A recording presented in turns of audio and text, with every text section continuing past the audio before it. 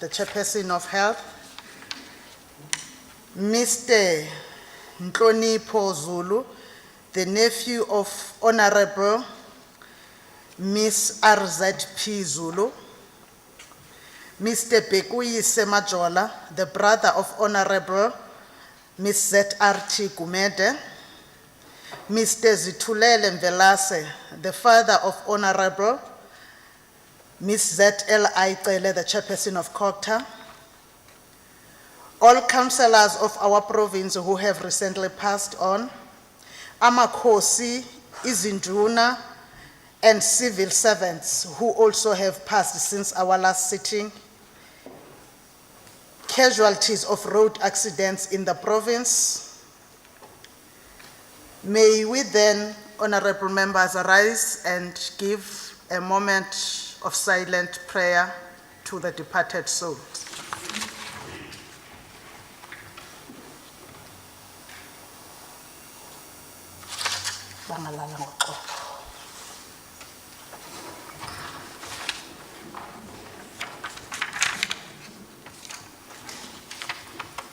Honorable members, today's sitting is intended to deal with the general budget debate, which will pave way for the work of the Committee of the Whole House. That is then the reason for us to be gathered here today. I will also announce on the ruling on virtual sittings.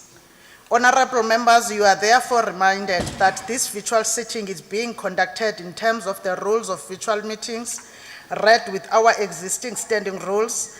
In terms of Rule 6 of the rules for virtual meetings, the quorum requirement for virtual sittings of the House is provided for in the Constitution and the standing rules of the KZN Legislature.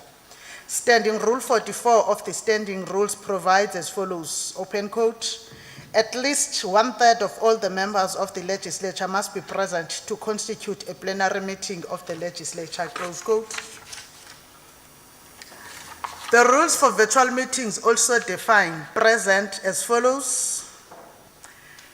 Present means the attendance of a member in a virtual meeting by electronic means in a manner that allows the member to join and participate in the meeting. Honorable members, the Secretary has confirmed that we have the required 1/3 of members present in order to commence with the virtual sitting. The sitting is therefore properly constituted. On party voting, honorable members, Rule 7G of the rules for virtual sittings also state that the presiding officer must, before or at the start of the discussion on the matter, expressly inform members if a party vote will be taken. Opened and closed the quotes. In line with the above, I wish to confirm that voting on the reports of the Portfolio Committee on Finance and Standing Committee on Oversight will be done on a party-by-party basis. A party vote is a collective vote. Order. A party vote is a collective vote on behalf of all the members of a party present at this virtual sitting, up to the total membership of that party in the sitting. However, I will allow an opportunity for any individual member to vote differently from his or her party or to abstain if any member wishes to do so. We will now then, honorable members, proceed with the rest of the matters on the order paper. We will start with the apologies. The first apology is from the Honorable S. Zigalala, the Premier, who will join the sitting physically later on but is connected so far. Honorable Dr. Aikika is attending Eid al-Fitra, also known as the Feast of Breaking the Fast. Honorable Mr. A.V. Koza has organizational work, and Honorable Mr. V.R. Mlochwa and Honorable M.E. Pagati have commitments. Honorable members, I am delighted to now take this opportunity to wish belated happy birthday to the following members. Honorable S.W. Mshengu, who was born on Workers' Day. Honorable T.S. Mjali, who's born on the 2nd of May. Honorable N.B. Mthethwa on the 5th of May. Honorable Deputy Chair of Committees, MPP Zungu on the 8th of May. Honorable G.N. Swartboy Ntombela on the 8th of May. And Honorable B.N. Sitole Muloyi, the MEC for Agriculture and Rural Development on the 10th of May. Honorable members, I hope that all of you had memorable birthday celebrations. We wish you only the very best for the future, and may all your wishes be fulfilled, and may all your dreams come true for the people of KwaZulu-Natal. Honorable members, we would like to wish the Muslim community who are celebrating it today, the 14th of May 2021, a most joyous celebration. On voter education, members are requested to remain behind immediately after the adjournment for lunch so that they can be briefed on how the program on voter education will unfold on Saturday, the 15th of May.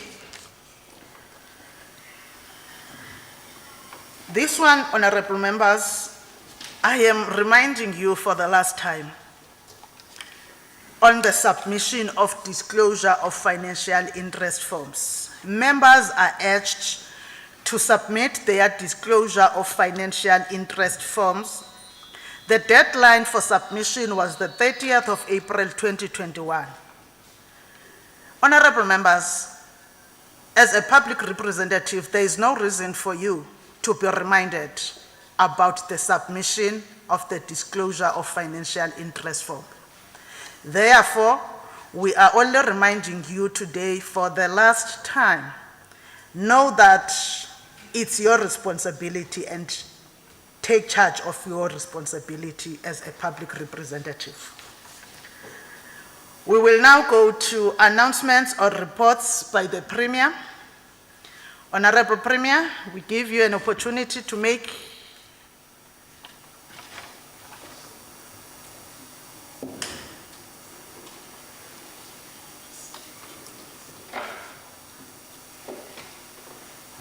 Thank you, Honorable Speaker. Honorable Speaker, may I take this opportunity to extend my humble greetings to you and all members of this House. Honorable Speaker, yesterday, the Premier of the province of KwaZulu-Natal officially met His Majesty King Misuzulu Kapiguzulu. Kazulitini, I'm sorry. The Premier's inaugural meeting with the King was the opportunity to explain the role of the office of the Premier and the government in general in supporting Isilo, His Majesty, when performing his role in the province of KwaZulu-Natal. Our visit to Kwakangela Mankengane Royal Palace in KwaNongoma also helped to prove the truth about the fact that what was reported as the withdrawal of security in the palace and those who provide the security to His Majesty, and those reports were not correct. We found the palace teeming with numerous South African police officials who were dutifully guarding the palace gates and the buildings and those who are working with His Majesty. We wish to reiterate that as the government, we will never expose the Royal House to any security risk by withdrawing security from palaces, as we have said before. Honorable Speaker, on Wednesday, the 12th of May, we celebrated International Nurses Day. We use this very historic day to acknowledge and applaud KwaZulu-Natal nurses' sacrifice and contribution in saving lives at the risk of their own life during the battle against coronavirus. We are only full of gratitude to our nurses who continue to be at the forefront in the fight against this deadly pandemic. Indeed, our nurses inspire hope and healing through devotion and dedication to their calling. Also on Wednesday, the province of KwaZulu-Natal held its inaugural Climate Change and Sustainable Development Council in the 6th term of government at the Inkosi Chief Albert Luthuli International Convention Center. The emphasis in this council was on the need to deal with the global emergency of the climate change in the same manner we have attended to the COVID-19 emergency. The emphasis was on the urgency that we keep the degradation of the environment and protect the nature for the future generations. Honorable Speaker and honorable members, I wish to thank you for the opportunity to make these announcements. Thank you. Thank you, Honorable Premier. Now we will move to the next order, which will be item 5, tablings.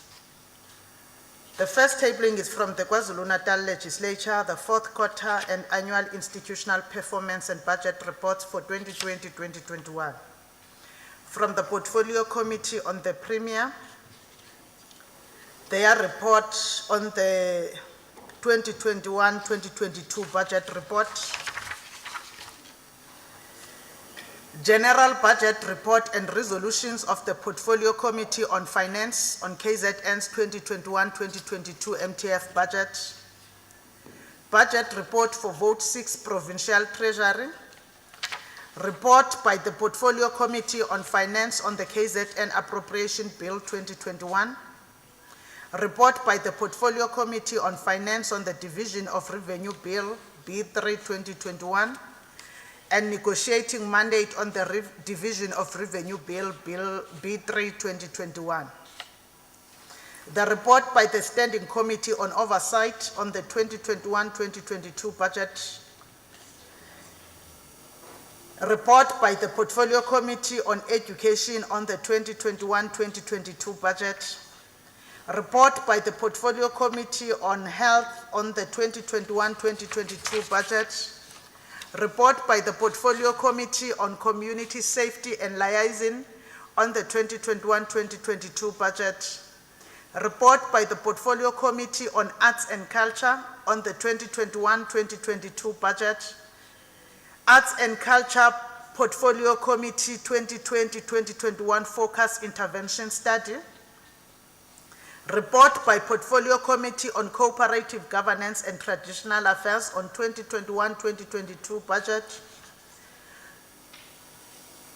Office of the Premier, also tabling the Annual Performance Plan 2021-2022, Department of Cooperative Governance and Traditional Affairs, Annual Performance Plan for 2021-2022, Department of Public Works, Annual Performance Plan for 2021-2022, Department of Human Settlements, Annual Performance Plan for 2021-2022, 2023-2024. KwaZulu-Natal Treasury, Annual Performance Plan for 2021-2022, KwaZulu-Natal Consolidated Financial Statements for the province for the year ended 31 March 2020, KwaZulu-Natal Consolidated Financial Statements for public entities for the year ended 31 March 2020, the Department of Transport Annual Performance Plan for 2021-2022, Department of Economic Development, Tourism and Environmental Affairs Annual Performance Plan for 2021-2022, Gaming and Betting Annual Performance Plan for 2021-2022, KZN Liquor Licensing Annual Performance Plan for 2021-2022, Itala Development Finance Annual Performance Plan for 2021-2022, KZN Growth Fund Annual Performance Plan for 2021-2022, Richards Bay Industrial Development Zone Annual Performance Plan for 2021-2022, KZN Trade and Investment Annual Performance Plan for 2021-2022, Moses Kotane Institute Annual Performance Plan for 2021-2022, Dube Trade Port Annual Performance Plan for 2021-2022, KZN Film Commission Annual Performance Plan for 2021-2022, KZN Shark Sport Annual Performance Plan for 2021-2022. Honorable members, is there a tabling that might not yet be recorded so that it is brought to the record? Thank you, honorable members. We will move to item number 6. Formal motions and notices by the Chief Whip. Honorable Chief Whip. Thank you very much, Honorable Speaker. There are no formal motions and notices from our side. Thank you, honorable members. Now we are done with the preliminaries. We are now coming to the orders of the day. The first order for the day is general budget debate and voting on the reports of the Portfolio Committee on Finance and the Standing Committee on Oversight. We will start it by receiving a report by the chairperson of the Finance Portfolio Committee, Honorable S. Nkosi, for 15 minutes. Chairperson.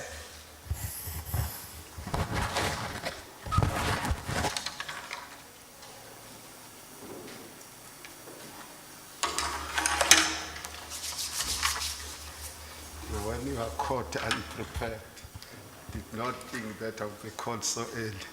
And thank you very much, Honorable Speaker, for allowing us to present this report on behalf of the Finance Portfolio Committee of KwaZulu-Natal. Honorable Speaker, we reported that on the 9th of March 2021, the Finance Portfolio Committee and all legislature committees received a comprehensive briefing from the Provincial Treasury on the budget of the current financial year. KwaZulu-Natal Treasury also assisted our Portfolio Committee with the pre-hearing briefings prior to each and every hearing. The committee extends its sincere appreciation to KwaZulu-Natal Treasury for its support during these hearings.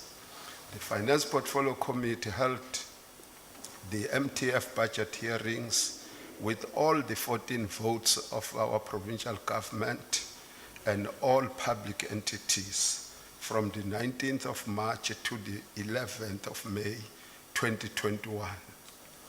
The KZN legislature vote number 2 was not a part of these hearings in terms of the standing rule of the legislature, and we are assured that the Standing Committee on Oversight dealt with that part. Prior to each hearing, Honorable Speaker, the committee received a comprehensive briefing from the Provincial Treasury on each department's and entities' MTF budget projections. The pre-hearing briefings were very important in preparing the Finance Portfolio Committee members for this hearing. Because of the need to lower the debt burden and debt service costs that we have as a country, our own Finance Portfolio Committee had to deal with all the matters in these hearings. During the hearings, departments and entities had to respond to all issues that were raised by the Finance Portfolio Committee. And we are reporting that we were quite impressed by the responses that we were getting from the reports and questions that we posed. Portfolio Committee chairpersons and members of the different portfolio committees were invited to be part of the hearings. Some Portfolio Committee members attended the hearings and participated in discussions. The role of the Portfolio Committees is very important, Honorable Speaker, in ensuring that they follow up on all issues that were raised so that the implementation of our budget is successful.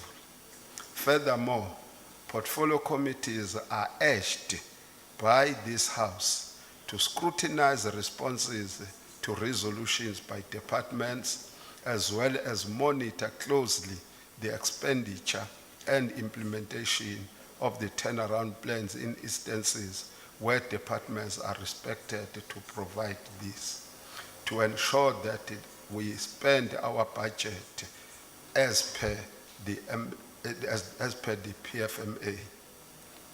The COVID-19 Speaker pandemic had a very significant and unprecedented impact on the global economy, especially in the first half of 2020.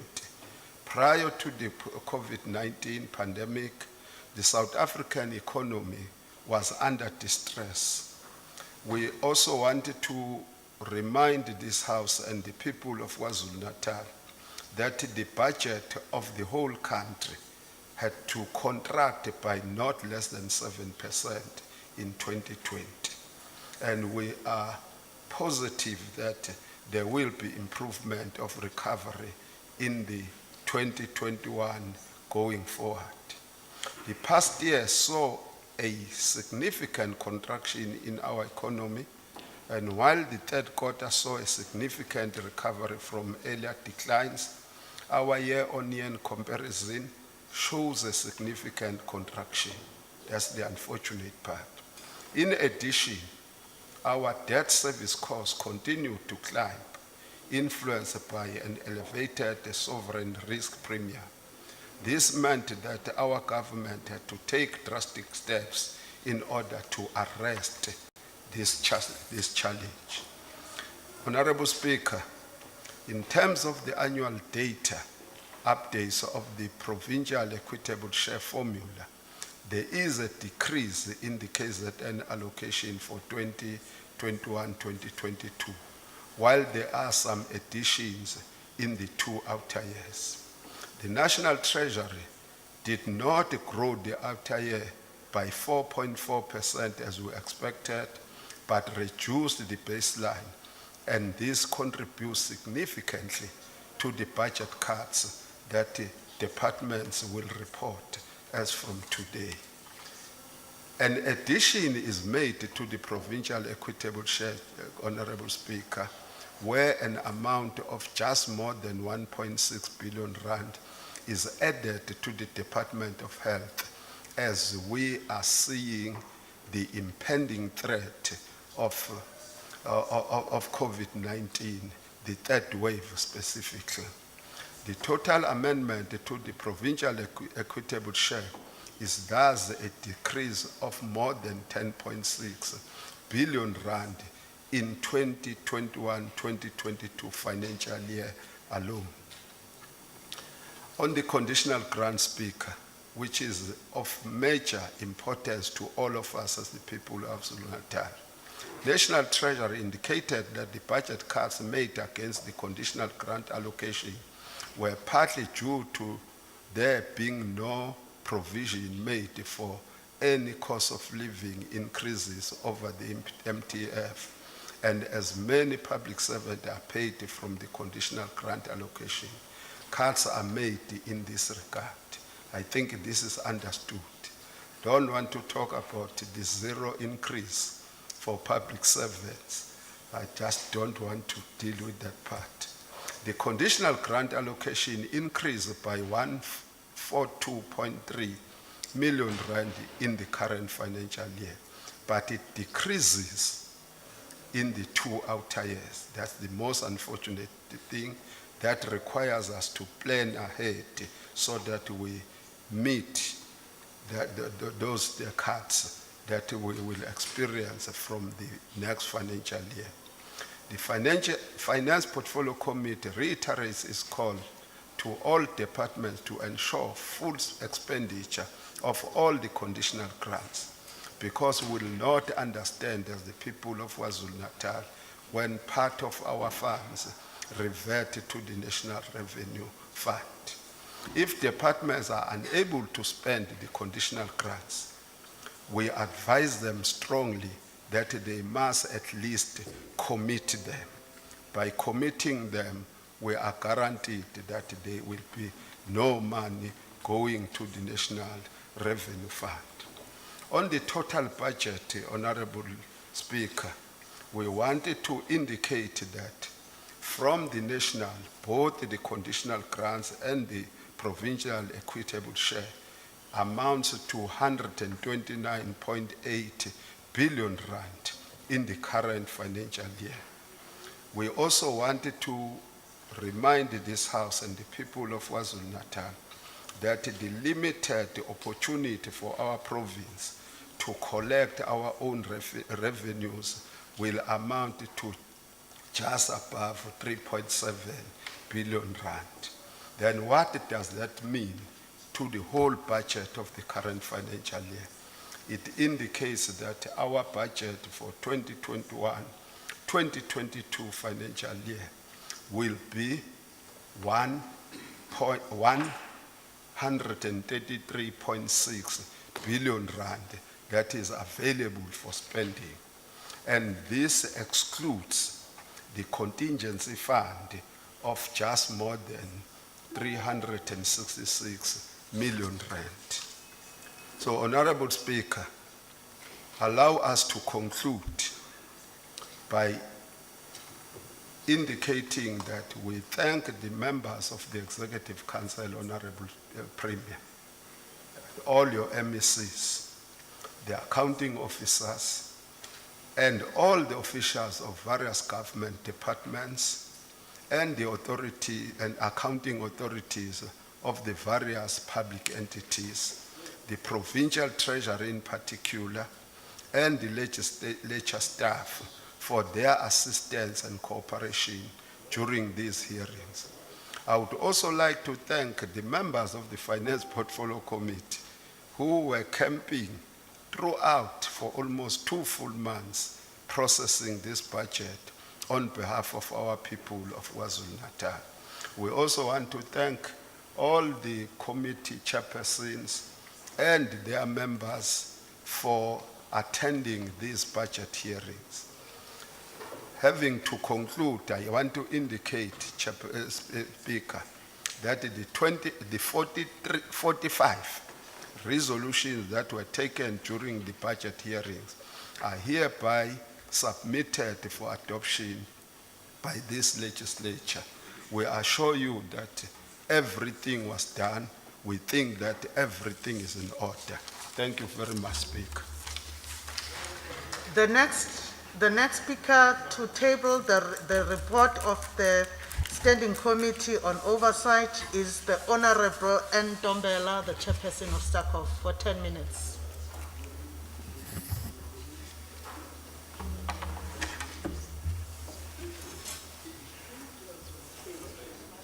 Thank you, Honorable Speaker. Greetings to the leadership led by Honorable Premier and members of the Executive Council and honorable members. We present the report of the Standing Committee on Oversight for 2021-2022. This report is an oversight report reflecting the views of the Standing Committee on Oversight following the presentation and consideration of the legislature budget's allocation for 21-22. The Standing Committee on Oversight met with the Provincial Legislature for Vote 2 on the 24th of March 2021 to consider the 2021-22 budget allocation for the legislature. Submission of information and usefulness thereof. The committee wishes to commend the legislature for having been consistent in providing reports timeously to the committee and for tabling their accountability reports to the House consistently.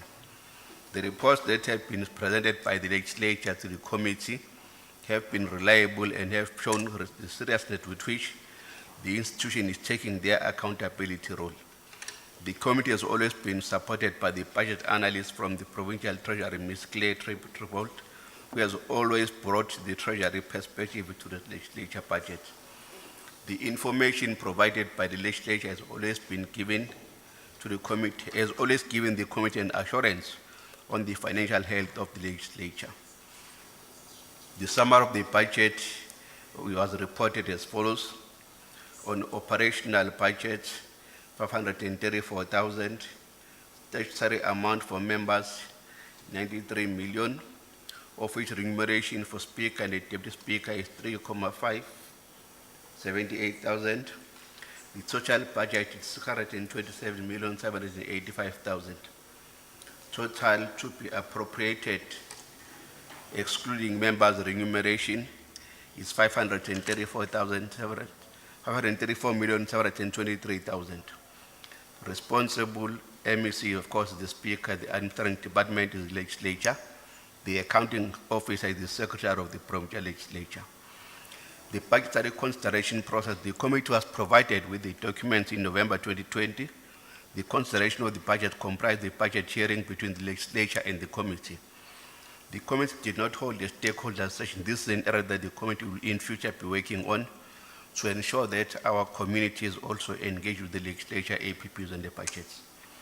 On the analysis of the draft APP and the draft budget, the committee noted that the 2021 and 2022 budget represent an allocation where all government-funded institutions are expected to take a cut in order for the country to manage the pressures on the economy.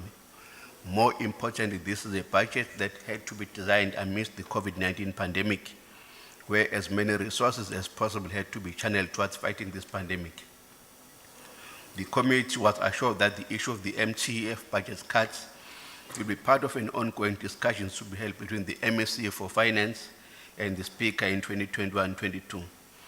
The provincial legislature will be supported in the 2021-22 adjustment estimate process if the budget cuts are not manageable.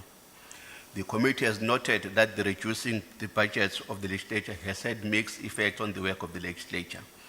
While on one side, goods and services, basically the work of committees, work of the House and Sector Parliament, have continued through virtual platforms, thus resulting in some savings. The lack of increase on salaries allocation has an effect of hamstringing the legislature from employing much needed support services, that is, researchers for committees. This is a critical area for the legislature to effectively undertake its work. On the concerns on the repairs of the legislature main chamber roof, the committee noted the work that is continuing in the legislature complex building, that's the repairs for the leaking roof in the chamber and the Senate building, for which an amount of 18.9 was allocated. Concern must, however, be raised that the roof project has taken over 2 years. We noted the reasons of weather and later on restriction movement as a result of lockdown, which all contributed to the project taking longer than planned for. This has during the period prior to the lockdown and after the resumption of some normalcy in movement and activities from level 2 in the legislature not being able to utilize its meeting venues that has had to utilize Umsunduzi City Hall, Royal Showground Exhibition Center in Durban, as well as other venues, some of which are required to be paid for. The committee implored the legislature to ensure that the targeted completion date of July 2021 is met. On the structural repairs, the committee noted that the project to revamp the entrance of the staff canteen in the Albertina Sulu building cost about 16.4. It was also reported that the structural integrity of the building needed to be looked into. The legislature was also expected to introduce the canteen, which the committee was advised would be operational soon. The legislature must ensure that the canteen processes are user-friendly to both the consumers and the appointed company. The legislature must also introduce payment systems that will ensure that member staff and visitors are not inconvenienced on the days of sitting of meetings. On resolutions, on the office space, that the lease agreement that the legislature had with the post office was not renewed, and that this led to those staff members who were operating from the post office being without offices. It is resolved that the legislature finalizes the policy on work from home, and further resolved that the legislature reviews the working hours so as to maximize the working slots for meeting and sitting. The proposal to be canvassed with organized labor in as far as its impact on the conditions of service. The proposal referred to above must be brought before start-off by the end of September 2021. On political parties funds, that the legislature managed the transition from the previous dispensation to be in line with the National Act. We therefore resolve that the legislature provide a report that reflects how the first 3 months of the period after the dissolution of the Political Parties Funding Act of KZN have been managed and whether there are any issues outstanding from the previous processes. On corporate attire, that a decision was taken to resuscitate the project to profile the legislature through the provision of corporate attire. That the legislature must finalize this project by 31 July 2021 and the report be provided to stack of latest October 2021 meeting. On sector parliaments, noting that the legislature continues to introduce the new sectors in the form of new parliament and symposia as part of its research to the stakeholders, we resolve that the legislature undertakes an assessment of sector parliament with a view to ensuring that they deliver on the legislature expectation. This is more so considering the time it took for the Workers' Parliament resolution to be tabled in the House.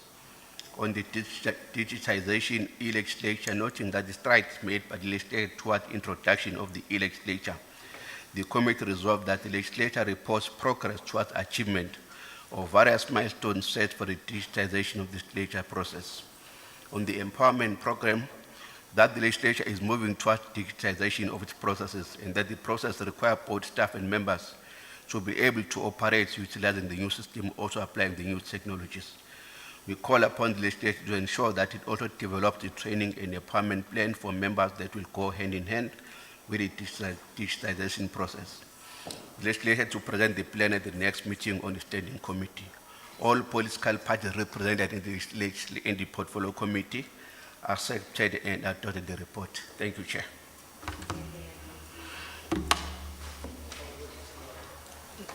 Now, honorable members, we will have the first speaker on behalf of the ANC for 10 minutes, the Honorable Deputy Chair of Committees, MPP Zungu.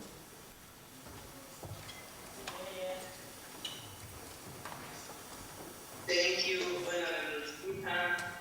Greetings to all MECs led by the Honorable Speaker of KZN, Kudzeni, the Chair of the Traditional Leadership in our province, the members of legislature, the chairpersons, ladies and gentlemen that are watching even in live stream, as we know that we are all connected, even in different platforms. Honorable Speaker, allow me to extend warm greetings to all members present and debate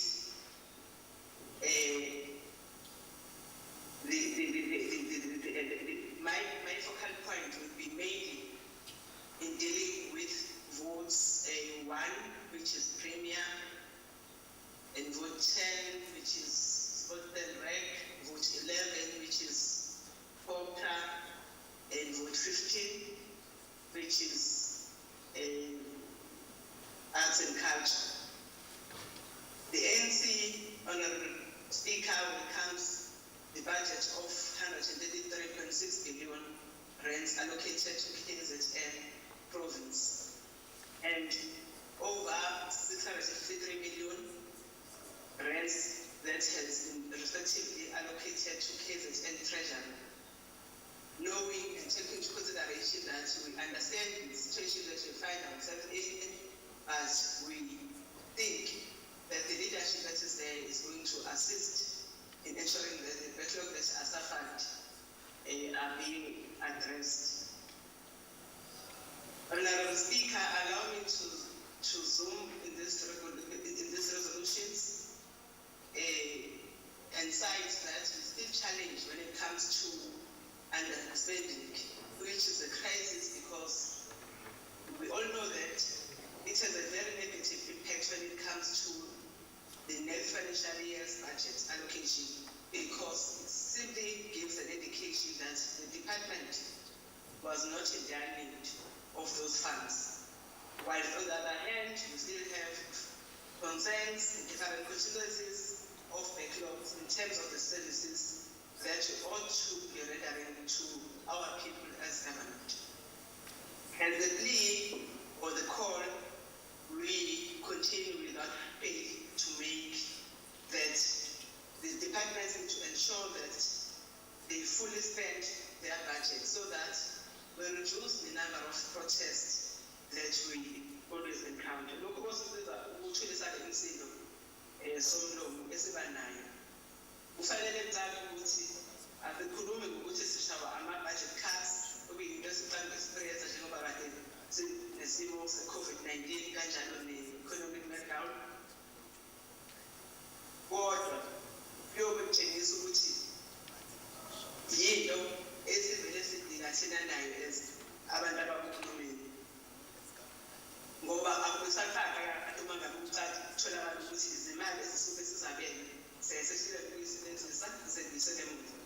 Sishisa-ke somlomo ukuncoma uvote 1 lo-ofisi likaNdunankulu novote 11 okuwukhokha ngezinto esibonayo ukuthi uthema kwenzeka izinto noma kunzima.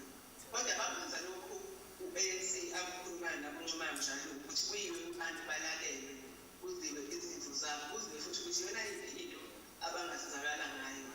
Yize sinxusa ukuthi siyibopha amaxamba kodwa sibonile ukuthi these departments especially i-ofisi likaNdunankulu ulola sabelo mali esedlule allocation ye-youth empowerment fund okuthe mangabe sihamba sivakasha sibona ey'ndaweni ngahlukana siyokuthi ngabe inomthelela ongakanani. Sathola ukuthi abantu abasha babhenefithile ngibandlula nje abantu abasha baku-Kings and Tshwane district abantu abasha baku-Majuba nakwamanye ama-district babhenefithile. Kwaba kodwa-ke nakhona isikhalazo sithi kungenzeka ukuthi abaningi abazi ukuthi itholakala kanjani lolu xhaso ukuze basizakale.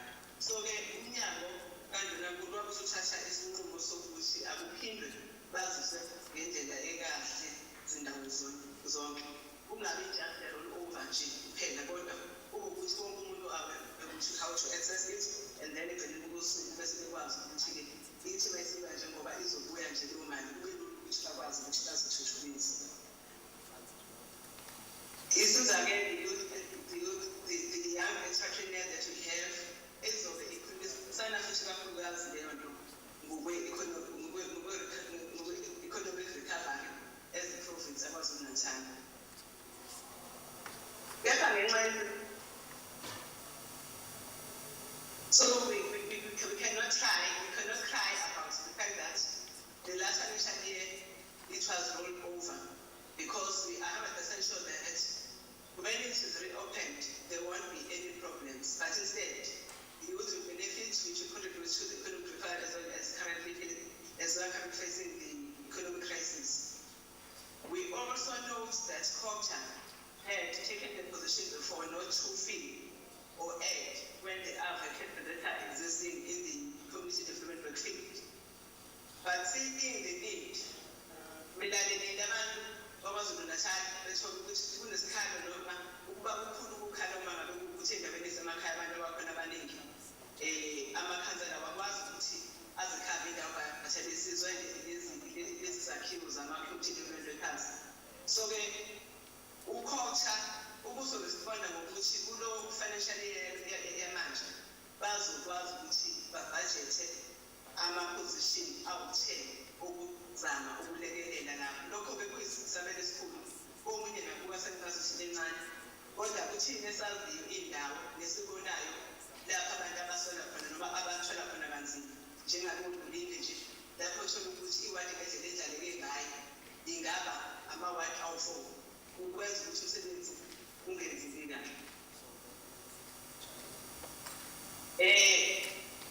Ngiyafisa ukuncoma kakhulu kweminyango le emibili engisanda kubalula ngoba i-ANC lokho abathume kanye qha ukuthi abahambe babalalele abantu mangabe bekhaya noma kunekhaya sekukwazi ukuthi sisokulule inkinga. Looking at the Department of Arts, Culture, Sports and Recreation, we appreciate the EPWP integrated grant, which has been reinstated after not having been allocated in the last financial year. We will still ensure that we check that the department utilize its money as it has a very positive impact in responding to the challenges that we are faced with as a country, which is poverty, even though the public works program is not a permanent solution that you can post about, but in reality, it's here to show you guys. Kanti nangale kwalokho ukwezinhlelo zemisebenzi eyenziwa uhlelo lwe-EPWP, it responds directly to the Sustainable Development Goals. For example, goal number 1, which talks to ending poverty in all its forms, everywhere. It is this reason that we think it will assist greatly as we are still under the stage of economic meltdown and pandemic. Honorable Speaker, of course, we support the budget and have full confidence that there will be improvement in all areas where there are challenges in all departments. That confidence is received through the steering leadership that is provided by both political and administrative support in different departments.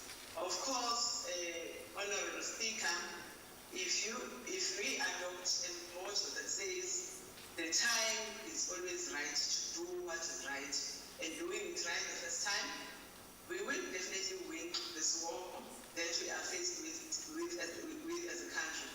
UThixo usethembile njenge-African National Congress and njengabantu baseMzansi ukuthi asukhone lohulumeni sumfuziselo wakhe wasinika nemandla ukuthi sibuse phezu kwakho konke okubuhlungu.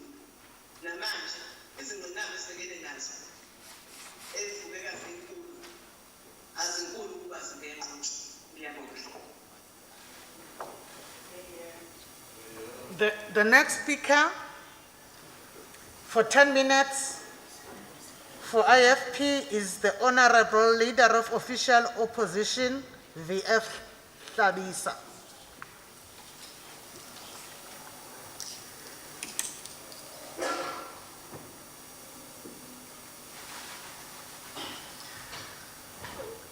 Honorable Speaker, the Honorable Premier and Honorable Members, on behalf of the IFP, I firstly want to record again our condolences to the royal family due to the recent departure of Her Royal Highness Queen Mantombi Dlamini Zulu. The IFP also wants to record its welcome and its pledge, support and cooperation to His Majesty the King Misuzulu Kazwelithini. Again, Honorable Speaker, the IFP welcomes the intervention by the Premier for the ratification and correction of the issue around the safety and security of His Majesty King Misuzulu Kazwelithini. Because, Honorable Speaker, this issue of security and safety and security did not come out of the blue. We commend the role His Royal Highness, the traditional Prime Minister of the Zulu Nation, Prince Mangosuthu Buthelezi, played in ensuring the smooth transition in the Royal House as we now have the reigning king. The KwaZulu-Natal budget, Honorable Speaker, of 2020-2022, of 2021-2022 is getting considered under abnormal circumstances that befell the country with the outbreak of coronavirus. This situation has caused changes throughout the world in the way we do things. These changes also meant changes in the way governments allocate finances for services to the people. Many have referred to these changes as the new normal. What we need to ask ourselves as this legislature is whether our 2021-2022 budget has taken into consideration the effects of the new normal. In some instances, the new normal has demanded for more allocation of funds in areas that might have looked as areas for low spending under normal circumstances.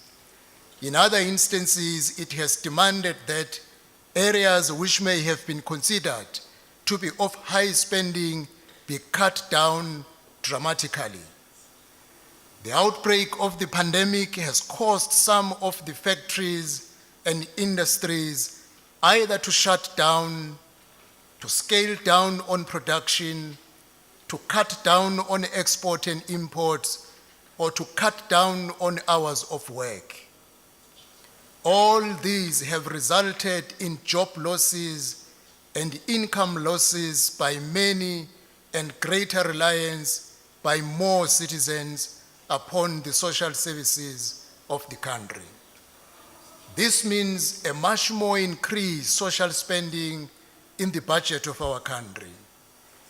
Many people of our country who may have been self-reliant before the outbreak of the pandemic have lost opportunities for them to trade their skills and talents. We have seen this happening in the entertainment industry and in the sports arenas. This has meant that governments have had to change focus in order to provide relief measures and relief packages for these industries. Government itself and many other industries has had to change the way of doing things. These changes have affected many whose income generation was based on government operations. The big question, Honorable Speaker, therefore, that we need to ask ourselves as this legislature is whether the 2021-2022 budget under consideration is indeed compliant to many of these changes. Unfortunately, our attention to these considerations is limited by what we can afford to do, what we have on hand at a given time, and what the legislation allows us to do as a provincial legislature. Whilst we do have room to can maneuver, our movement within this room is highly restricted. However, this does not mean that nothing at all can be done. On behalf of the IFP, Honorable Speaker, I want to begin by contesting that our budgeting that we consider as proposals from the departments is somehow not realistic proposals that look closely into the current challenges. On the 26th of March 2021, when the Honorable MEC Dube Ncube, MEC for Finance, tabled the 2020-21 Third Adjustment Appropriation Bill before this House, the MEC indicated that the bill was allocating 790 million to the Department of Education to ease spending pressures in that department. How was this 790 million sourced?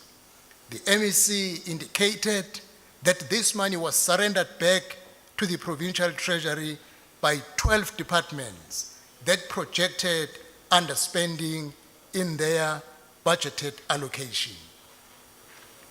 The issue here is not about allocating the much needed financial resources to education, Honorable Speaker, but what this underspending by all these 12 departments and reallocation indicates is that as this legislature, we may have over-allocated funds to areas that were not primary areas of need, and we may have under-allocated funds to areas that needed more than the allocation given. If these scenarios are not attended to and monitored closely, Honorable Finance Chairperson, we will see MECs pleading for more funds as we deal with this budget here, but at the end of the financial year, in March 2022, the same MECs will be coming back to this legislature to surrender unspent funds. As a matter of principle, the IFP wishes to express to government at all levels that the 350 social relief package that was initiated for the unemployed individuals of our country needs to be continued. The country is still not out of the woods, yet in respect of the COVID-19 economic challenges and its impact on the social lives of our people. Those who did not have a job then still do not have a job today. Those people who lost their jobs because of the economic conditions of COVID-19 then are still not likely to find a new job today. In fact, more companies are still continuing to shed their staff. The discipline of spending with integrity, honesty, and value for money still has not resonated with our administration in the province. Honorable Speaker, the drama and shame that followed the COVID-19 spending with some of our departments indicates that the culture of self-centeredness at the expense of the government purse and the plight of our people is much entrenched within some government officials. It is for these reasons that the IFP is so concerned about the slow pace of some of the departments in dealing with the consequence management and the very light punitive measures and sentences given as a way of punishment to wrongdoers. As a deterrent to the actions of these people who help themselves to government funds, punishment must begin to fit the crime. Money stolen must be recouped. Prison sentences must apply regularly. Thank you, Honorable Speaker. The next speaker for 8 minutes is Honorable F.A. Rogers of the DA.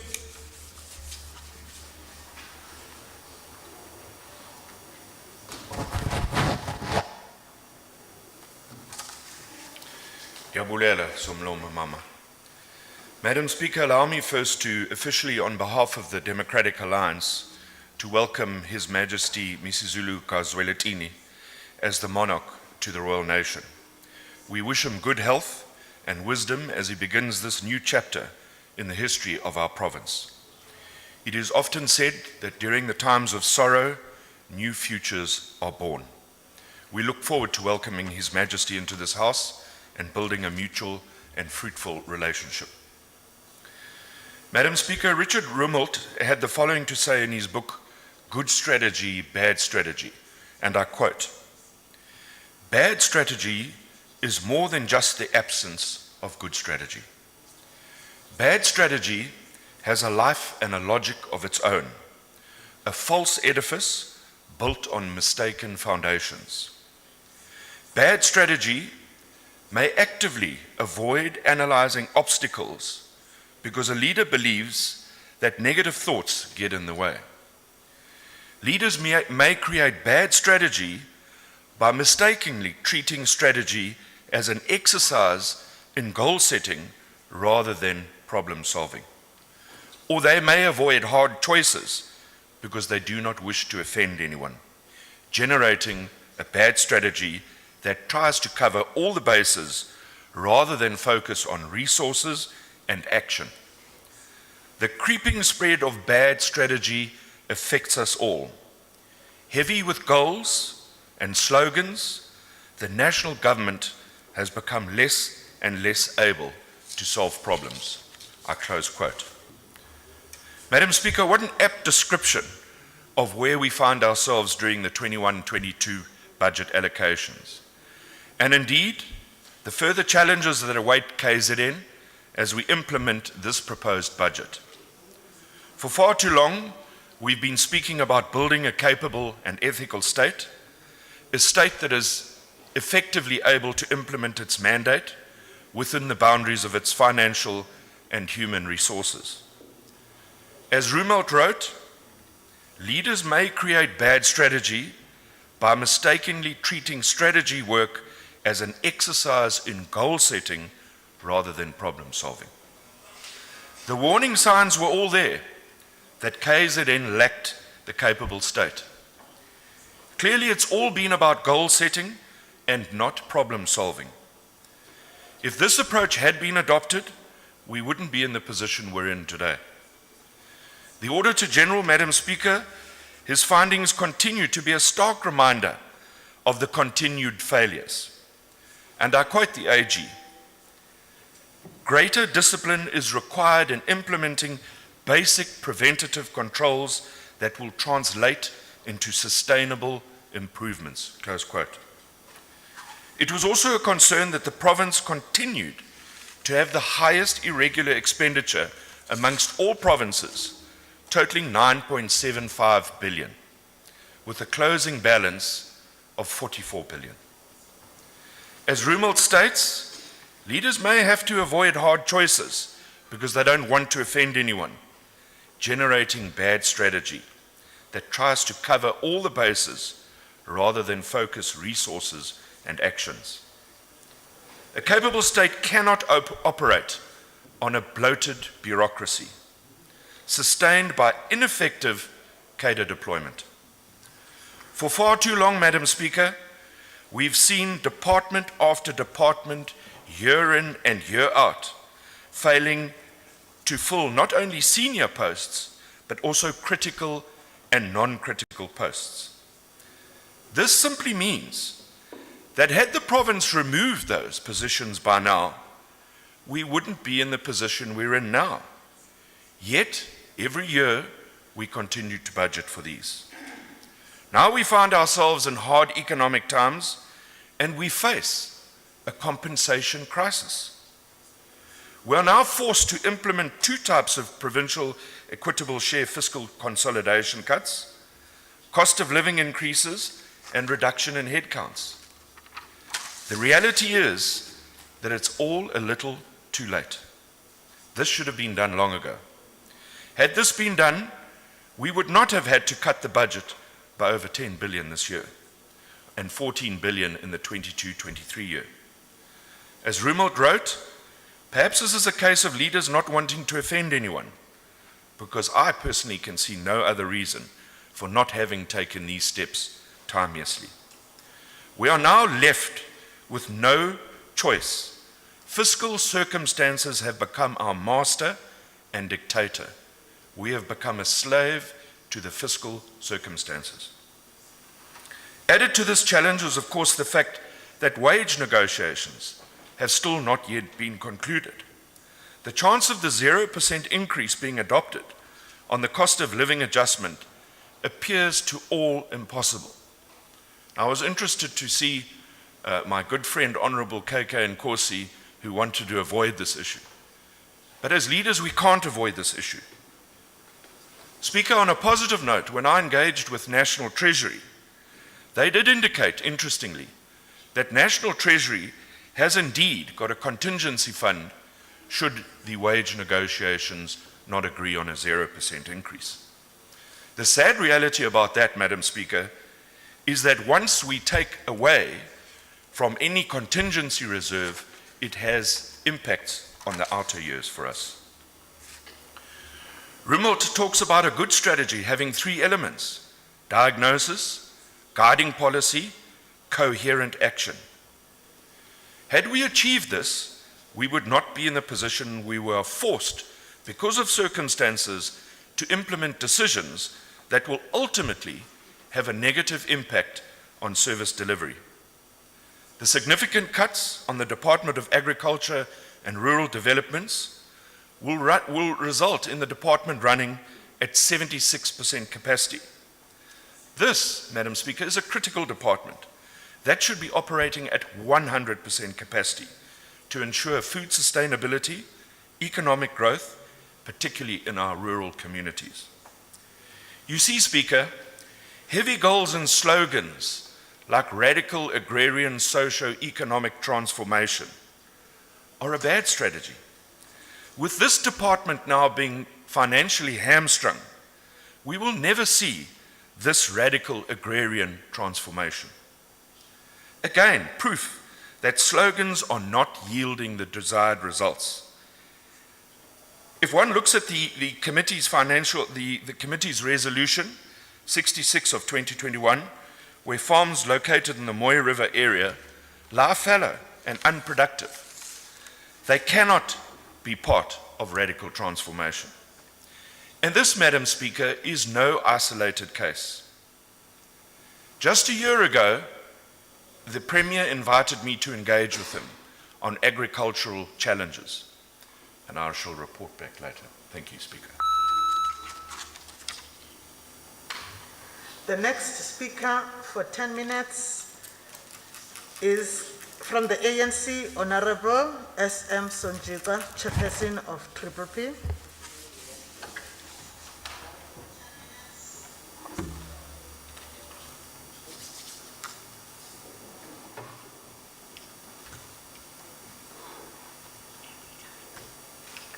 Honorable Madam Speaker, Honorable Premier Zigalala, members of the Executive, Honorable members of this august House,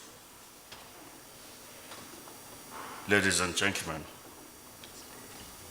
it is my honor to partake in this debate on behalf of the African National Congress that is hard at work, tirelessly working to transform our society and correct the injustices of the past.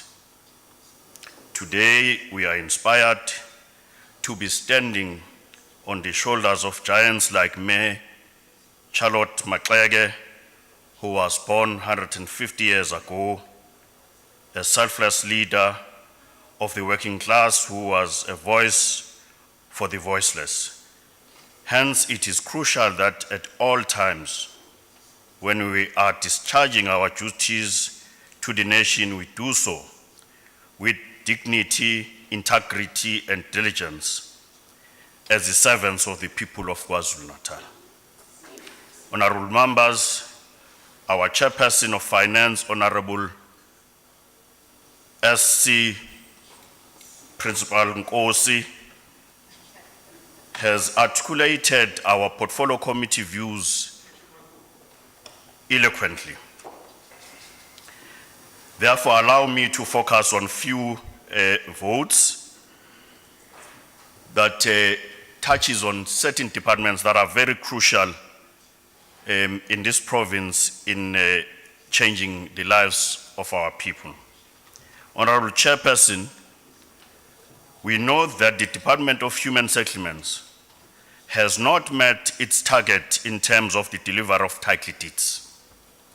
However, that should not overshadow the good work done by the department under the leadership of MEC Konyeni and later MEC Sbiya, who undoubtedly has hit the ground running and continue where his predecessor left off.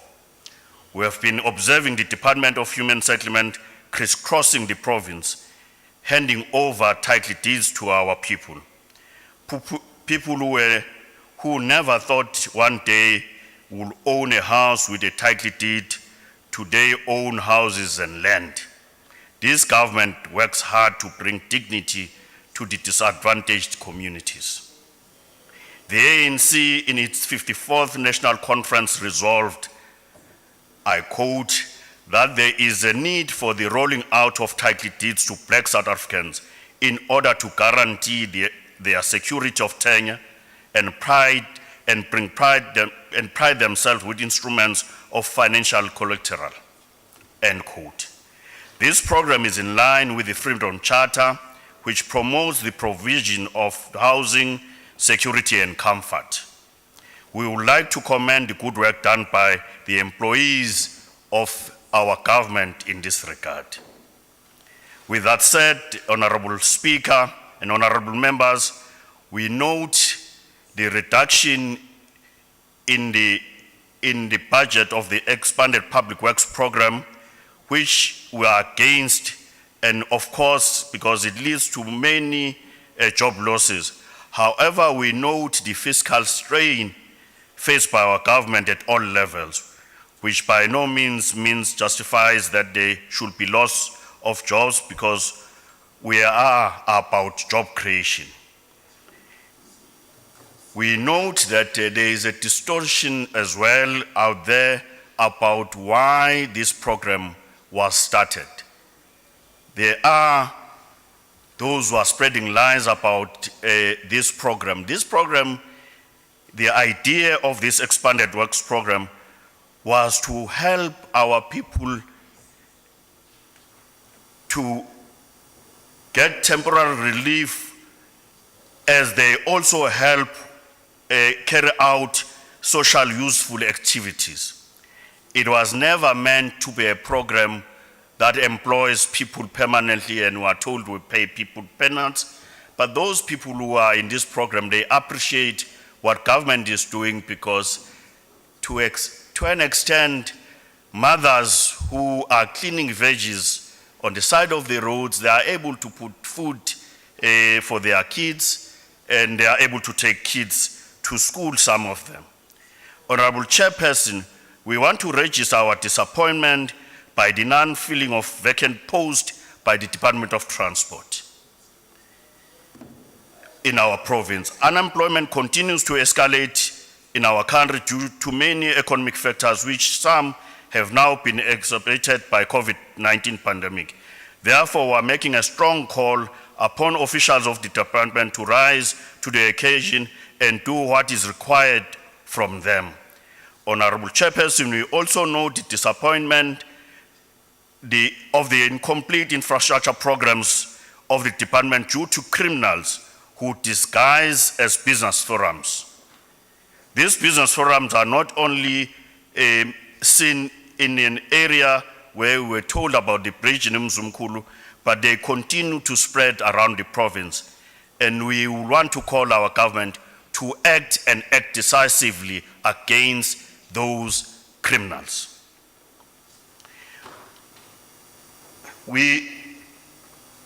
Honorable Chair, we note that Department of Public Works continue to not spend on the conditional assessment of the state-owned properties. And this is a concern to the Finance Committee and the African National Congress, because we think it is an area that the province and the department can do much better.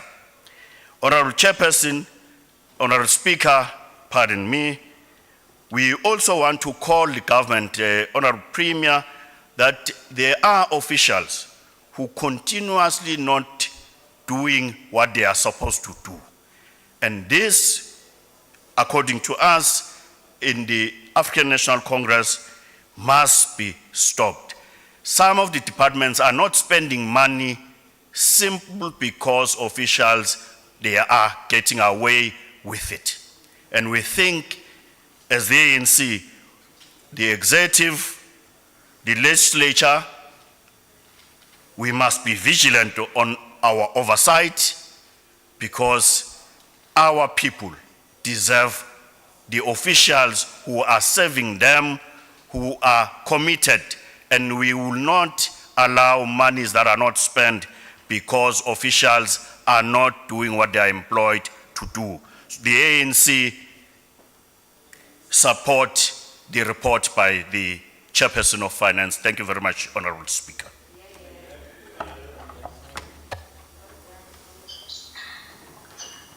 The next speaker for 9 minutes is Honorable L.G. Seja of the EFF.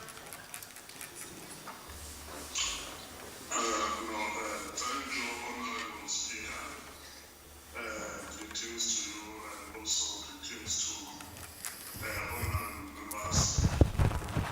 The EFF is concerned about the contracting economy.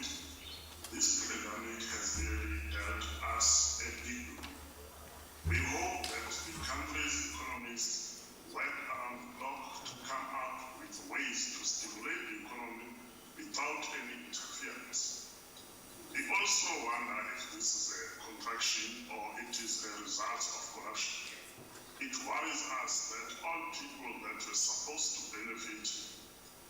500 million COVID fund are crying that they did not benefit. Artists are crying, businesses are crying, UIF beneficiaries are crying, and who benefited from this bailout. Can Treasury also shed some light as to until where is this 0% increment for public servants going to end? It is really unfair that a worker on salary level 5 is being punished the same as the one on level 12, for example. We cannot go on and perpetuate this fight against the poorest of the poor. Workers are not part of the funds mismanagement by the leadership of this country. When you refer to non-critical posts, which one are those? Is a gardener at a hospital non-critical?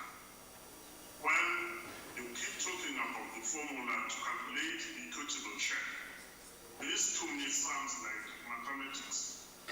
Is this formula informed by the material condition on the ground? You fellas say if voters are willing to spend 133 billion, who asked the voters? Did they really say this on your formula, or your formula told you? For 2 years, the government has failed to maintain the roof of Moses Mabhida Stadium. Is this really happening in 2021? Are we that incompetent? Why are youth empowerment funds keep getting rolled over and over for all business? Why are we not prioritizing the youth? It was the same Oliver Tambo that was worshipped who said, the nation that does not nurture its youth does not deserve the future. It is clear that the ANC has lost vision. AGR has not transferred the funds from goods and services to transfers and subsidies. So the department is unable to process a journal entry and put through garments and sheets, or whatever you call it. So service delivery must be held ransom because of some accounting entries. Please take us seriously. Can Treasury intervene and speed up? We do not need this red tape. Again, education has 6,114 vacant posts. Are we really serious about the future of this province? Or you want us to let education storage can import skills from Cuba? 600 million rand staff, that is an indication that the HRM unit of the OE is a shame. Where are the checks and balances for staff debt? How can employees owe so much when we administer their pension? How did they leave service and get paid their pension while owing us? How do it happen that insane staff owe the department? I overpay on purpose. The rise in medical legal claims at health. It's evident that our clinicians are overworked, and yet someone is cutting compensation of employees' budget. This will result in a rise in these claims. Have we explored things like professional indemnity? What are we doing to ensure those do not get out of hand? Are we devising policies to fight this? Why the Department of Infrastructure did not allocate any funds for Harry district? Because I'm from that district, and there's no allocation, there's no budget allocation for infrastructure. Does this mean our roads are state of the art? This makes no sense at all. And again, Umzimkhulu Bridge, as Honorable Sonjeka has said, Umzimkhulu Bridge, as was talking right now, is not yet done. After so many years. Again, this is where I come from. I know that for sure. It never happened. Can this be relooked at acceptably? There is something not making sense here. All we are told this year is cut. Everything all departments' budget are cut. So Tina as EFF actually were not happy about the way this budget cut has been done. Thank you very much, Madam Speaker. The next speaker for 3 minutes is Honorable VR Mlotshwa of the NFP. He had tabled an apology. We will now move to the next speaker, Honorable Esther Kur Rajbanzi of the Minority Front for 3 minutes. Thank you, Honorable Speaker. Honorable members, happy Eid Mubarak to the Muslim community and shared to the Hindu community. Both mark the beginning of prosperity through benevolence. Honorable members, this budget session has been a very challenging period as we grapple with severe impact of the COVID-19 pandemic, the decrease in equitable share, and the minimal increase in conditional grants for this financial year for our province.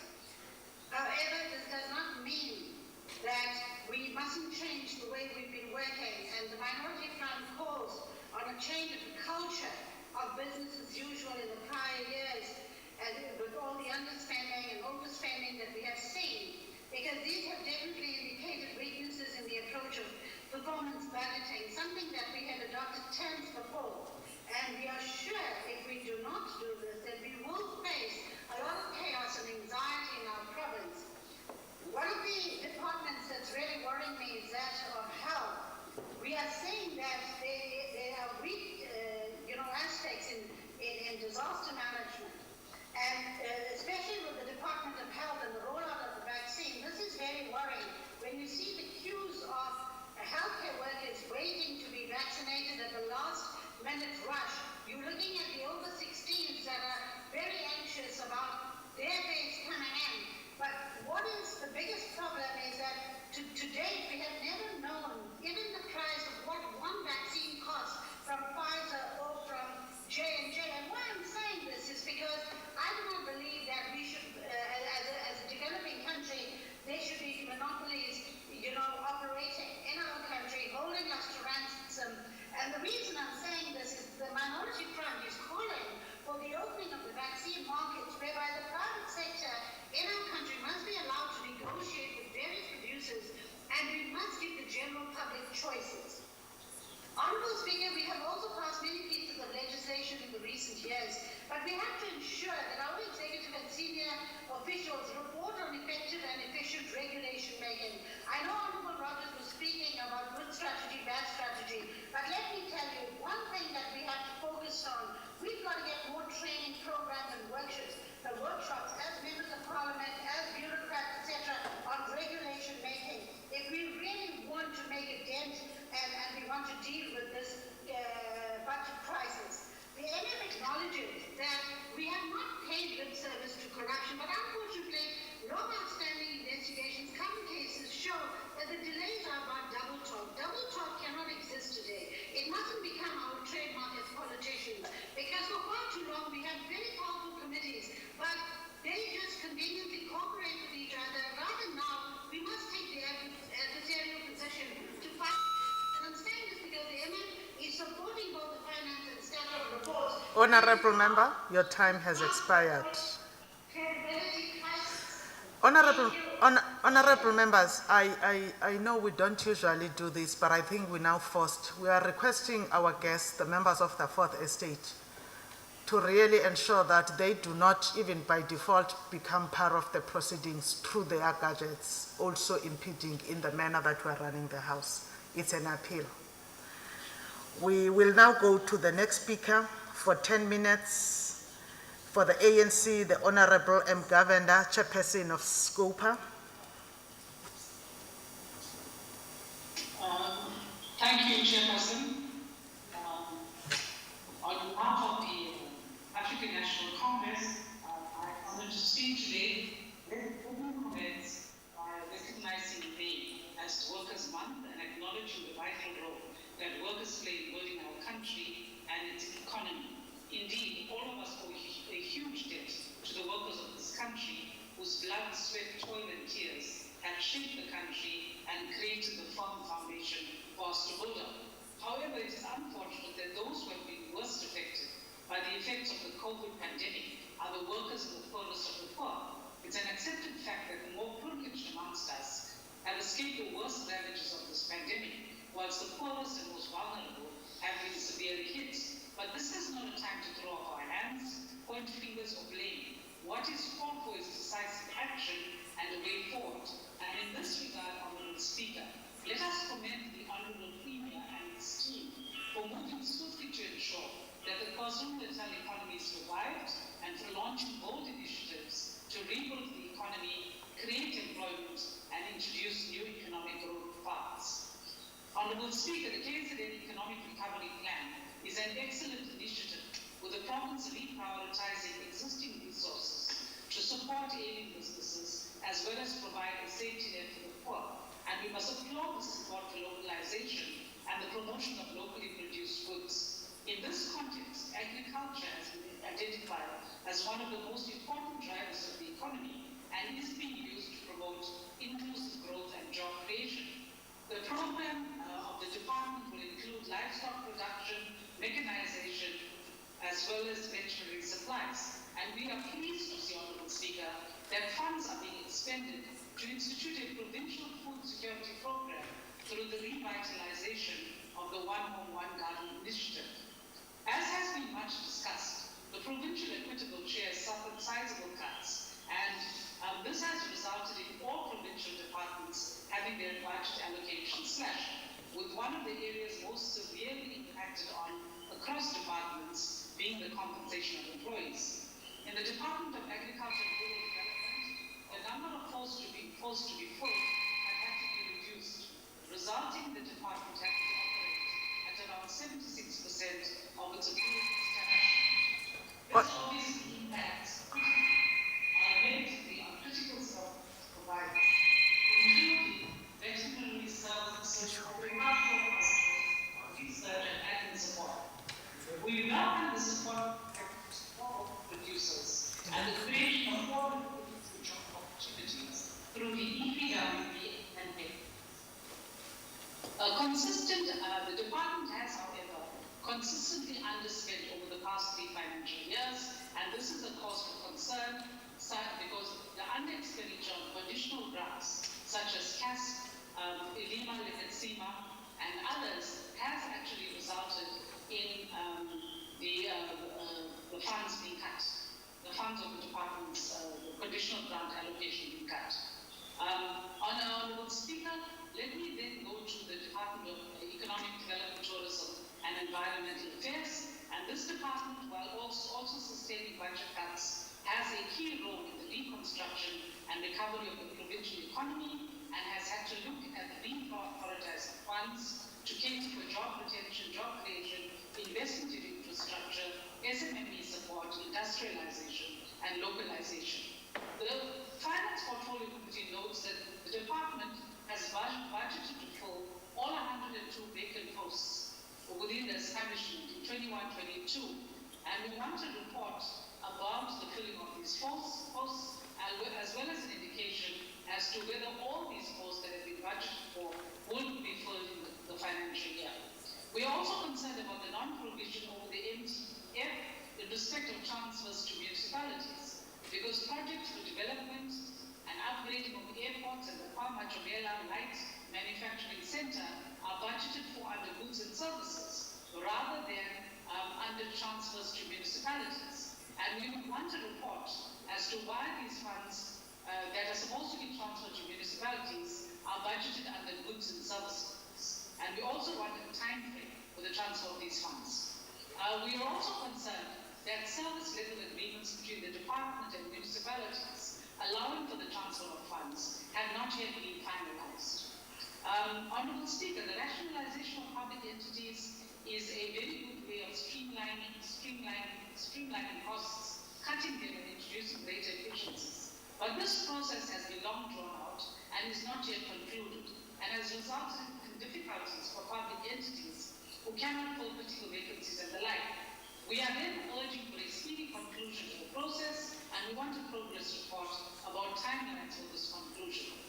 We would also want to acknowledge the important role that the Black Industrials Program, Operation Bula, will play in achieving the economic transformation targets of the province. But again, the program appears to be moving at a much slower pace, and we would like to hear of more progress in this regard. Honourable Speaker, let me now move to what is now a thorn rather than a jewel in the crown of the province, is relocated at Wailand. It's widely and sadly acknowledged that the entity's infrastructure has deteriorated to the extent that it can no longer generate any income. And we want to be informed as to whether this entity has gone on an exercise to estimate the extent and cost of damage to its infrastructure and to determine how much is required to restore the infrastructure to acceptable levels. In terms of Board 5 education, the budget has been negatively impacted and in terms of its compensation of employees, and there's been a decrease of around 7.10%. Now, given that the department is a dying year of funds and claims that it's not going to be able to afford 6,140 posts in its structure due to these cuts, it is imperative that it recovers the more than 600 billion that is owed to it by current and former employees. And the Finance Portfolio Committee wants an update on the recovery of this money, and we want to see the collection taking place. We do welcome the increase in conditional grants, such as the NSNP, which is catering now for the inclusion of quintile 4 and 5 schools. We also welcome the increase in the social sector EPWP grant to pay for cheap food handlers, and the increase in the math, science and technology grant. We also think that seeing that early childhood development is the foundation for a sound education, the increase in the grade R funding to cater for pressures against typhoons for ECD practitioners is most welcome. We are glad that the education infrastructure grant, which funds projects including upgrades to schools, infrastructure, etc., has been increased because it is wiser and more effective to invest in maintaining the assets that we have rather than allowing them to fall into disrepair and having to build new ones. Honourable Speaker, we also want to commend the Department of Education on its transformation of the schooling system program, which is that it has initiated to save money. We'd like to know whether this program has been effective in saving some money, as well as what projections there are for the potential savings that will be realized during the MTF as a result of this program. In terms of Board 7 Health, Speaker, the baseline cuts of the department were effected mainly against compensation of employees, medicine, medical supplies, property-related payments, and the like. The department, however, is yet to give us a plan as to how it intends managing this budget shortfall. And the cuts that will take place under the compensation of employees will have impacted the department's ability to fill critical vacant posts, as well as costs for existing staff being underfunded. However, the bulk of the additional funding for the COVID-19 provincial response has been allocated to Program 2 in this department, and this mitigates the impact of some of the cuts to some extent. There is also welcome additional funding for the HIV, TB, malaria, community outreach, and HPV vaccine grant, and in respect of the new COVID-19 component, and which will assist the rollout of the vaccination program. Honourable Speaker, we are concerned about the amounts owed by the department or amounts that it is liable for. Included amongst these is an amount of 541 million that the department is being sued for by the NHLS, and in addition, unbudgeted medical legal claims continue to add to spending pressures of the department.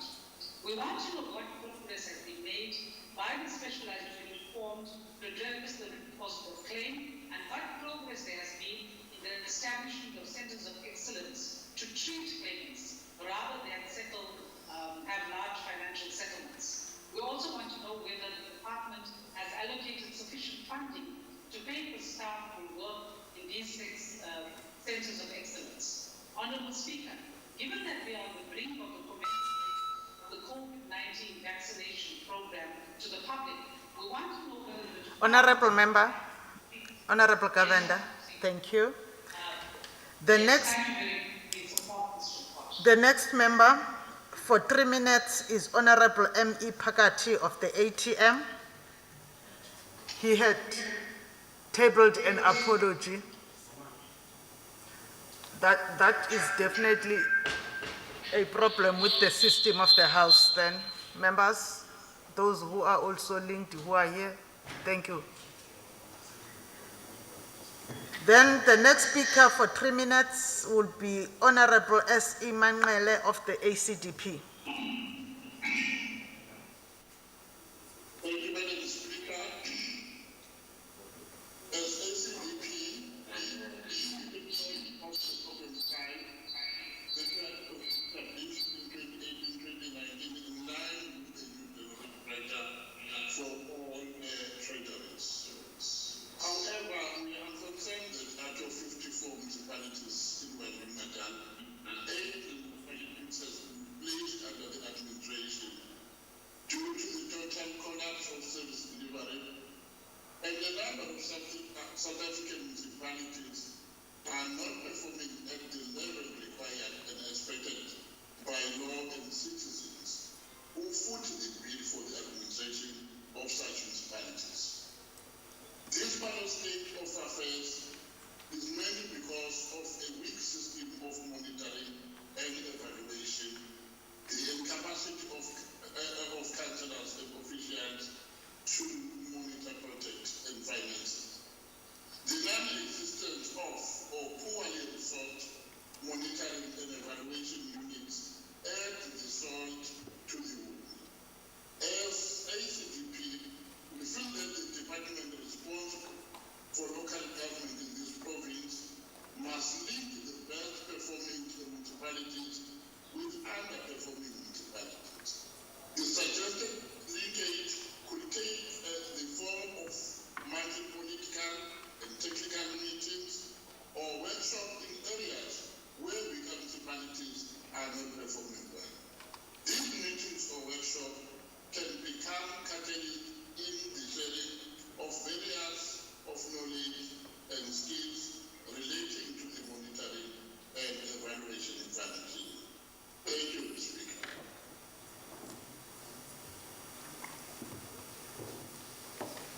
The next speaker for 4 minutes is Honorable F.A. Rogers of the DA.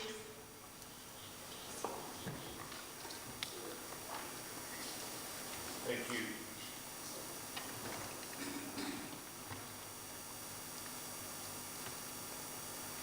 Thank you, Madam Speaker.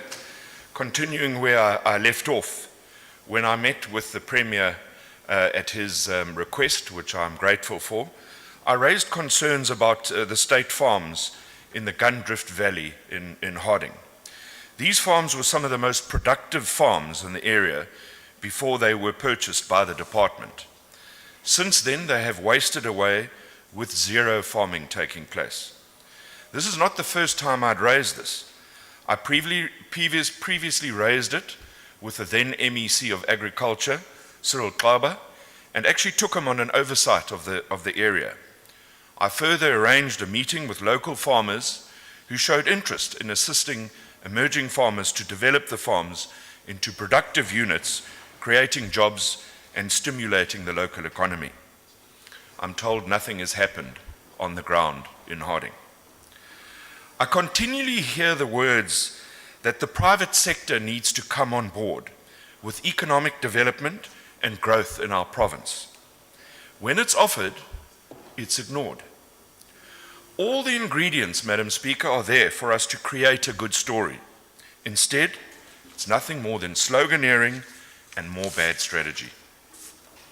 Finally, Speaker, let me allow me to use Ezemvelo as a microcosm of everything that is wrong with our province and our state. Their failures epitomize bad strategy. An entity, as Honourable Governor said, that should be the jewel in the crown of the province has literally over the years disintegrated before our very eyes. We are now informed, the MEC of Economic Development informed us, that it's going to cost about 1 billion rand to return the infrastructure to an accepted norm. That's 1 billion rand we don't have. The question is, it cannot be due to the lack of funding that we're in this situation. It cannot be due to the lack of potential. The reason is simply, once again, bad strategy. The warning signs were there 7 years ago, and it was agreed that we'd look at a commercialization strategy that would be undertaken and split biodiversity with the commercial potential, thereby trying to improve the self-sustainability of Ezemvelo. 3 years later, and R500,000, Ezemvelo informs us, the Finance Committee, that the process will have to be started afresh. Can you believe it? This has to be the epitome of fruitless and wasteful expenditure. You'll recall, Madam Speaker, that we headhunted David Mabunda to sort out the mess at Ezemvelo, only to find that he abandoned the ship, citing political interference in administration. Years later, the board is suspended. One of the reasons is interference. Great intervention, since these board members are one of the highest paid of all our entities and indeed earn more than the Sandpark board members. So who appointed the board? And what was the required credentials? Clearly it failed. Yet these board members remain suspended with full benefits. This, Madam Speaker, is an example of everything that is wrong in the state of KwaZulu-Natal. The creeping spread of bad strategy affects each and every one of us. Ndiyabulela, Somlomo. The next speaker for 5 minutes is the leader of the official opposition, Honorable V.F. Labisa.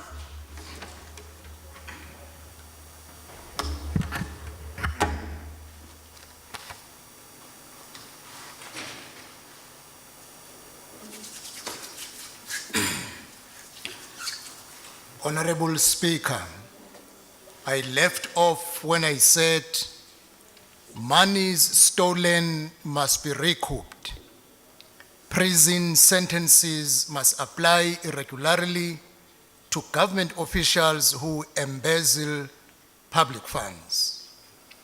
The IFP is also concerned with the underspending that I indicated earlier, especially the greatest areas of need like transport. The anticipated underspending that was projected to 1.6 billion for 2020-21 at this department is much cause for concern. This happens against the background of so many roads in the province which need to be rehabilitated, needs to be upgraded. Some roads remain incomplete for more than 10 years. For instance, P451. Roads need to be tarred, the potholes that need to be fixed, bridges that were washed away which need to be redone, including new bridges that need to be built, and new roads that are highly needed in many areas of the province. The government projects are also need to satisfy the aspects of value for money. The government should stop to be a terrain where mediocre performance gets rewarded and an area for the quick reach schemes of underperformers. Our administration in all departments must instill a sense of professionalism in the government work for everybody. The economic conditions of the country, especially the impact of COVID-19 to our finances, have necessitated the budget cuts in almost all departments.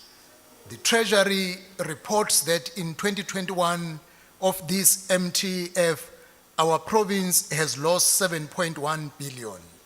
This is a massive loss, Honorable Speaker. All departments have suffered. As a result, the total budget appropriated for this financial year is now cut down to 133.6 billion.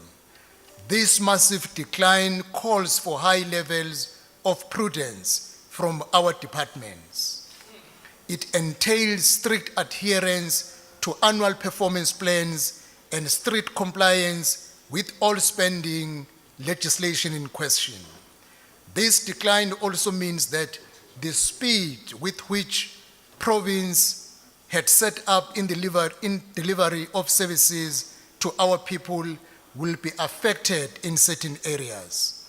This will affect the province's social contract with communities. Hence the need for prudence, for integrity, for honesty, and value for money so that we all can account properly for every rand and cent. So far, the IFP appreciates the handling of requests by Treasury when departments apply for irregular expenditure to be condoned. Mere applications for condoning and write-off cannot be made an easy way out for wrongdoing. We appreciate the stance of the department in calling for proper accountability and proper assessment of these matters. In the same vein, the request for virement needs to be closely looked into so that they do not become an area for abuse and fiscal dumping. The IFP trusts that the changed circumstances will invoke a new sense of service delivery to our people by the various departments. This must be guided by the principles of Ubuntu and the principles of Batophele. Indications at our National Treasury are that the national budget of our country is compromised for more than 60% debt. This is a national debt that future generations of our country will be forced to carry for decades, if not for centuries. In spending their money today, we dare not let our guards down to subject them to more unnecessary pressure for many years to come. Thank you, Honorable Speaker. The next speaker for 12 minutes for the ANC is the Honorable Chairperson of Committees. Thank you so much, Honorable Speaker, once again for affording us this opportunity. Indeed, it is one of those days where we are starting the process of the budget. I will just want to wish all the members who have just contributed the best, but going forward, we just have to ensure that we balance the equations. I'm glad that we have already accounted on the issue of pandemic, the corona, and the abnormalities that come just after that. We want just to thank you, Honorable Speaker, on vote 2 in particular, how the issue of budget was presented. Honorable Mahlobo has already indicated that you were always timeless. You've taken us abreast and in confidence in almost all the matters pertaining the issue of the annual performance plan and the budget, which is critical. We just have to commend this. And this gives us the strength on oversight. And the issue of the role that you've played, it must just be addressed in that way, how you conduct yourself, and the issue of how you take the robust and the frank analysis of what is happening. We want as well to just thank our Premier and his collective. I think Honorable Kosi and Honorable Honorable Governor has already mentioned how the MECs have come in the process and presented the realities that they are facing. I think we just have to commend you, Honorable Premier, on ensuring that you take this issue serious. There are some imbalances, there are some weaknesses from time to time that will come, but I think there's been a serious improvement which just have to be mentioned. One, also playing the role of being the chair of chairs. I think we have seen that how you complement our assignment as well if there are matters, so that we are clinical on the issue of robust engagement and an issue of oversight, because as lawmakers, this is the only tool that we have. Present the information forward so that we convey and impart what is critical on our side. I would want to as well elevate the role that has been played by the chair of PPP, Honorable Speaker, on the issue of sectoral parliament. I think he must be commended. He has played a pivotal role and ensuring that even if it means that we are still under the issue of pandemic, but when these sectoral parliaments do sit, then there is that understanding as well. We must just highlight that, Honourable Speaker. It has already been said, Honourable Premier, that we must just thank your collective in ensuring that in your wisdom that 1.6 billion was added to health to make sure that we fight within this pandemic in the province. It is very critical that in your collective it was taken. I would want to address some of the issues. I think I agree with Ngoche Kabulawa's presentation. I think it was critical that whenever there are some issues, they just have to be presented in this fashion because we are soon going to face the local government. If some of the things are not attained, they must be elevated as such. However, I agree as well on the issue, how the issue of the security was handled by our Premier Kuzen. I think you've played a pivotal role. It must be highlighted such. It's just that I was just trying to balance this equation. Are you progressive enough to say that as I speak right now, we are aware that Honorable Duma is facing threat and you announce in media that he does not have guard? Let's say hypothetical. Is that a progressive statement? You must just start from there. For me, security issue is a very sensitive matter. You are not progressive if you are announcing to the media that to Premier of the province, right now I saw him, he does not have the security. Because these are serious matters. I think how you've handled Kuzen, even not being pedantic with your details, because we understand that you know more. You could even take us more on deeper details, which are not critical for this, because whenever you talk about security, there is a threat that is critical. There is an issue of state security. We're glad, Honourable Premier, that you've grown in stature with this element. And at some point in time, you might have been misled and think that, no, let me go to details because you know, but you still maintain that understanding as well. That was part of leadership, and it's a daily case that must be understood by us, that even the issue of budget of royal household, it's not something that you go to meet and say that each year they have been allocated this, because we take Ndlunkulu as something that is not, that must be debated by whoever would try to, and so, which is why that we must be sentimental with the issue of hegemony of Ndlunkulu. So I think those issues, we listened promptly towards the debate that was raised by Honourable Rogers. We agreed in some of the things that he has just elevated. Let me start, Honourable Speaker, by harnessing the issue of gun drift of Harding. It's a critical matter, it's a fundamental matter, but in the past, Harding is a timber town. Those farmers, commercial farmers, white commercial farmers, used to pay something like 130 rand at the end of the year. And it was taken as something normal, up until your Honourable Ravis of this world became the speakers, and they challenged and they changed the policies.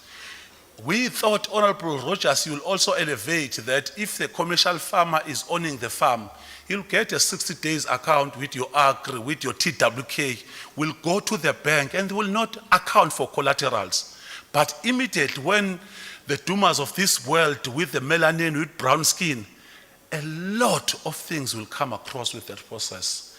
Rural development have played a role. There are some weaknesses within agriculture national, but in reality is that these days you have abantu abamnyama asebethola ithuba lokunikezwa amaplaza. However, Chair, Honourable Rogers, the new elected lead of the DA, debating this budget is not adequate enough. We want to understand his brain sets. Does he see Yomngwangos of this world, Yombalis of this world as experiment, input, throughput, output, or he sees them as their colleague? Because he can't just come and debate the budget without taking us the know-how that his party is taking the Africans as experiment. My money is not our own in terms of ideological understanding, but we felt so belittled that these days the DA still sees Africans as the experiment. They have an audacity, yet we are expected that when they analyze, when they scrutinize the government, they will give us proper thing. I don't think so, Honourable Kuzen. I think they'll give you the poison, they must not be listened to because they will always mislead us. They can't be frank with us. Not unless you yourself in the province of KwaZulu-Natal, we did mention the other day, because we are fair, Honorable Speaker, that Honorable Rogers as a person, we don't see racial detonate of being a racist. He's a good person, but it is not adequate all by himself that he's not a racist, because he is with people who are so racist to the core. And his DA these days is writing a document that when we see an African child, we see an experiment, the failure is like they are taking these people into a feedlot. They will feed them. Later on, they are ready for an aperture. It is not correct for us. We take something, it is not correct that we'll be expecting in the 21st century that we'll be deliberating in this podium, in this platform, yet they can't even say that in the province of KwaZulu-Natal, as Rogers, I want to debate, but I differ fundamental with what has been said by my colleagues. If you are not saying that, you are one of them. And we must look you straight with the jaundiced eye, because each time when we want to assist and give us the fundamentals on the issue of budget, do we really understand yourself as the leader talking about transformation of this province, or you are waiting for the day when, because as the DA, you don't understand all this process? Those are the issues, Honorable Speaker, that we thought we must highlight. I think, Honorable Speaker and Honorable Cousin, 2021 is still going to be a challenging year. Some of the things that have been addressed through your APPs and budget will be achieved, but some of them, it's the reality, because I think Honorable Minister of Finance mentioned that let us be cautious, extra cautious. Third wave is here with us. It means that the new ray, we might still be facing stricter, stringent lockdown processes. But we are still expecting that what has already been appropriated, try by all means to elevate. I think we were glad, Honorable Premier, when you opened some of the strategic corridors in Hammersdale, when you are injecting more money on some strategic tools and ensuring that transformation is visible. We were glad that we saw the President Matamela visiting Transnet, so that there is no ambiguity that there's going to be movement.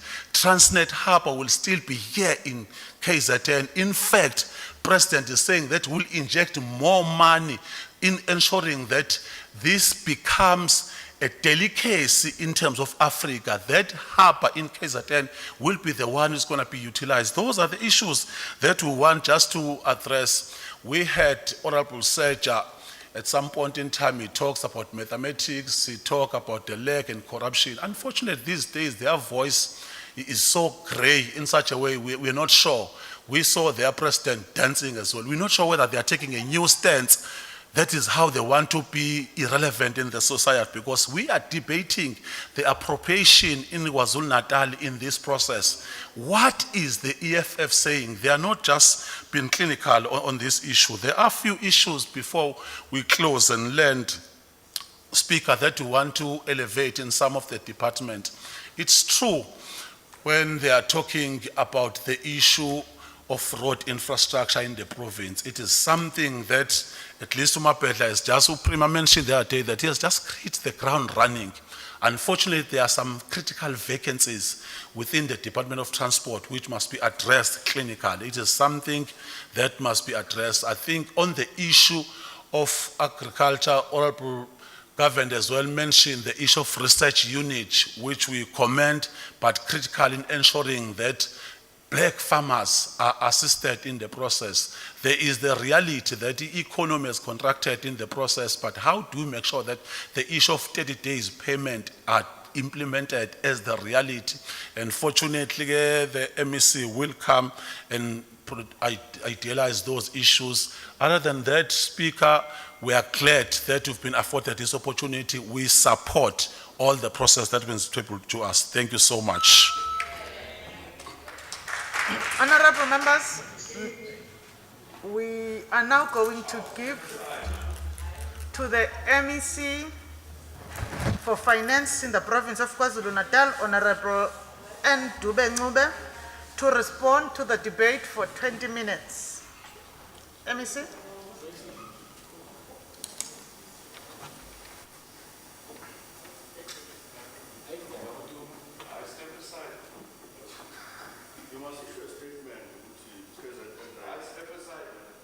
Honorable MEC Dube Ncube? Yes. Thank you, Honorable Speaker. I'm getting to you. My apology for that delay in the connection. Thank you, Honorable Speaker.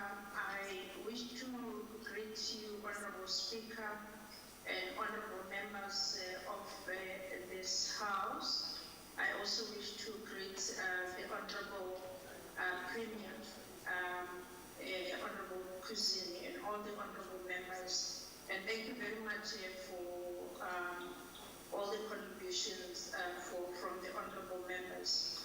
I would wish to respond as follows, honorable members. First of all, thanking the chairperson of the Portfolio Committee for all the support and the work, hard work that both the Finance Portfolio Committee, the STACOP, and the SCOPA committees of the legislature are doing in our province. The contributions by Honorable Zulu that the KZN province of the issues of the under-expenditure.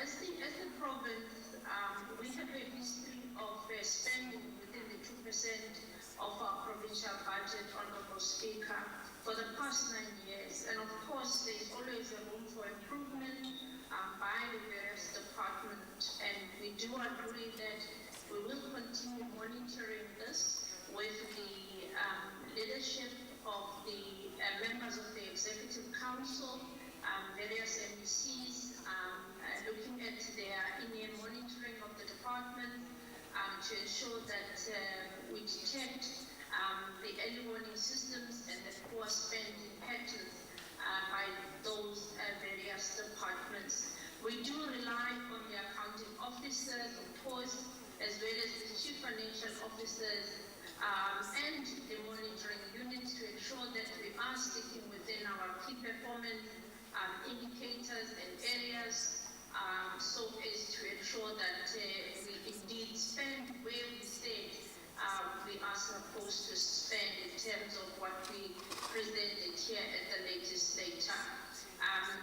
Honorable Shabisa, we do agree with you, Honorable Shabisa, that we are indeed in the new normal that has demanded that we spend in the areas where we have not have had to spend before. And we do agree with you, indeed, when you say that there has been a lot of pressure for government to spend, to do a lot of spending on the social spending due to a loss of jobs by many members of our communities, but also a lot of companies that have had to fold in their businesses, and many even small businesses that were forced to close, even big businesses that have had they were forced to close down.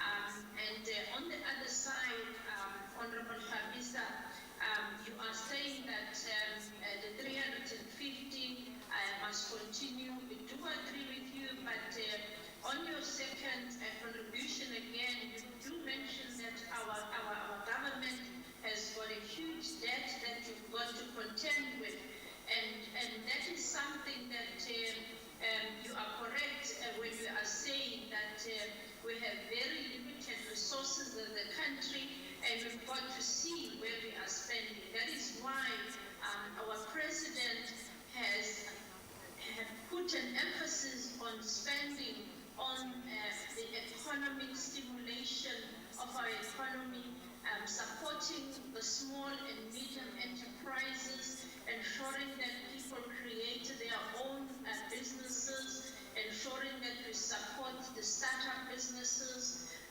ensuring that small businesses are supported, young people and women in particular are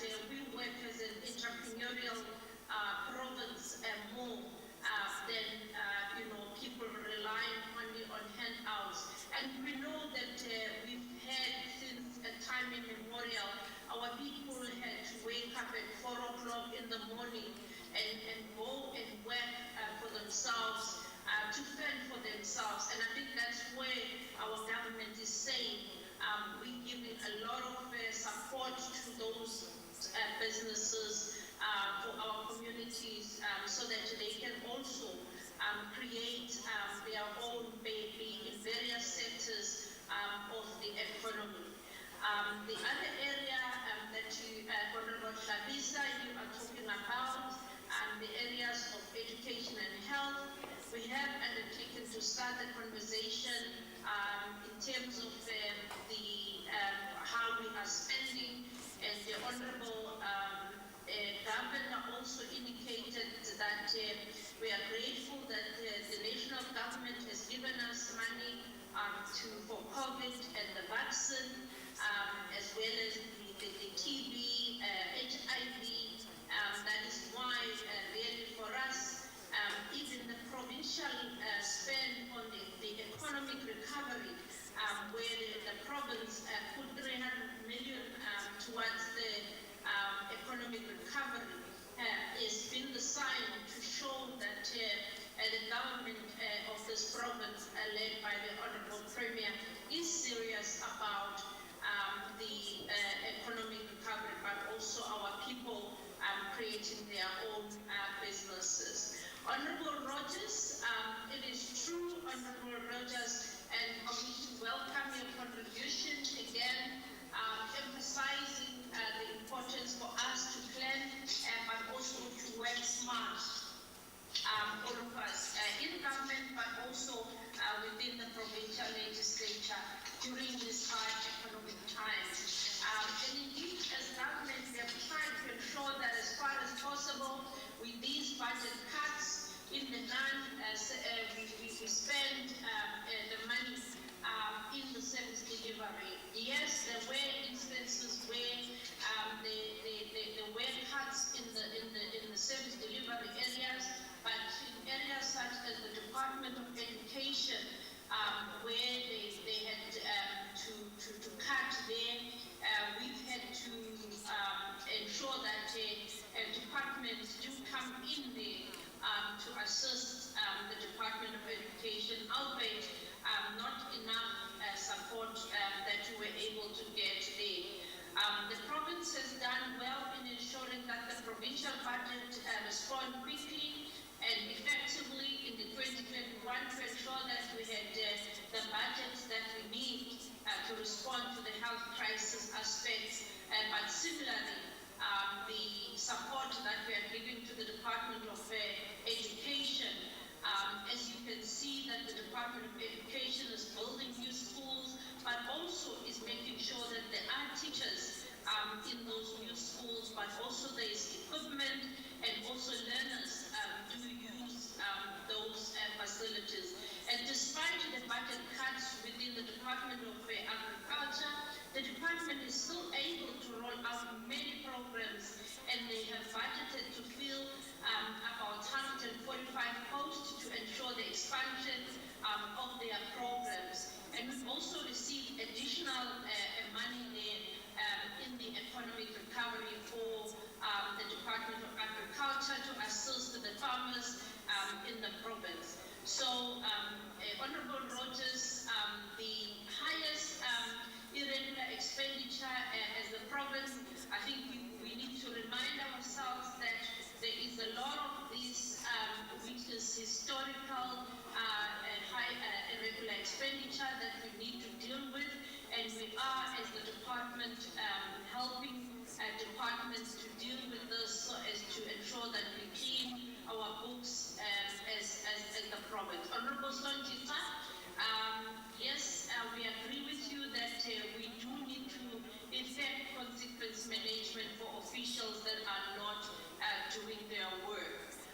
There has been a number of workshops and there are trainings that the department, the Office of the Premier, is championing to ensure that we are a capable state, but also that the province and our officials respond to the vision of the government, and we are able as well to respond to the needs of the service delivery of our province. We are working together together with the oversight committees to highlight the areas where we need to ensure that people are called to account, and we are serious about ensuring that. As a result of this, Honorable Sojita, I'm happy to say that we are, even as the department, the Treasury, tightening ourselves up in terms of our monitoring and evaluation to ensure that our systems are able to monitor and evaluate the departments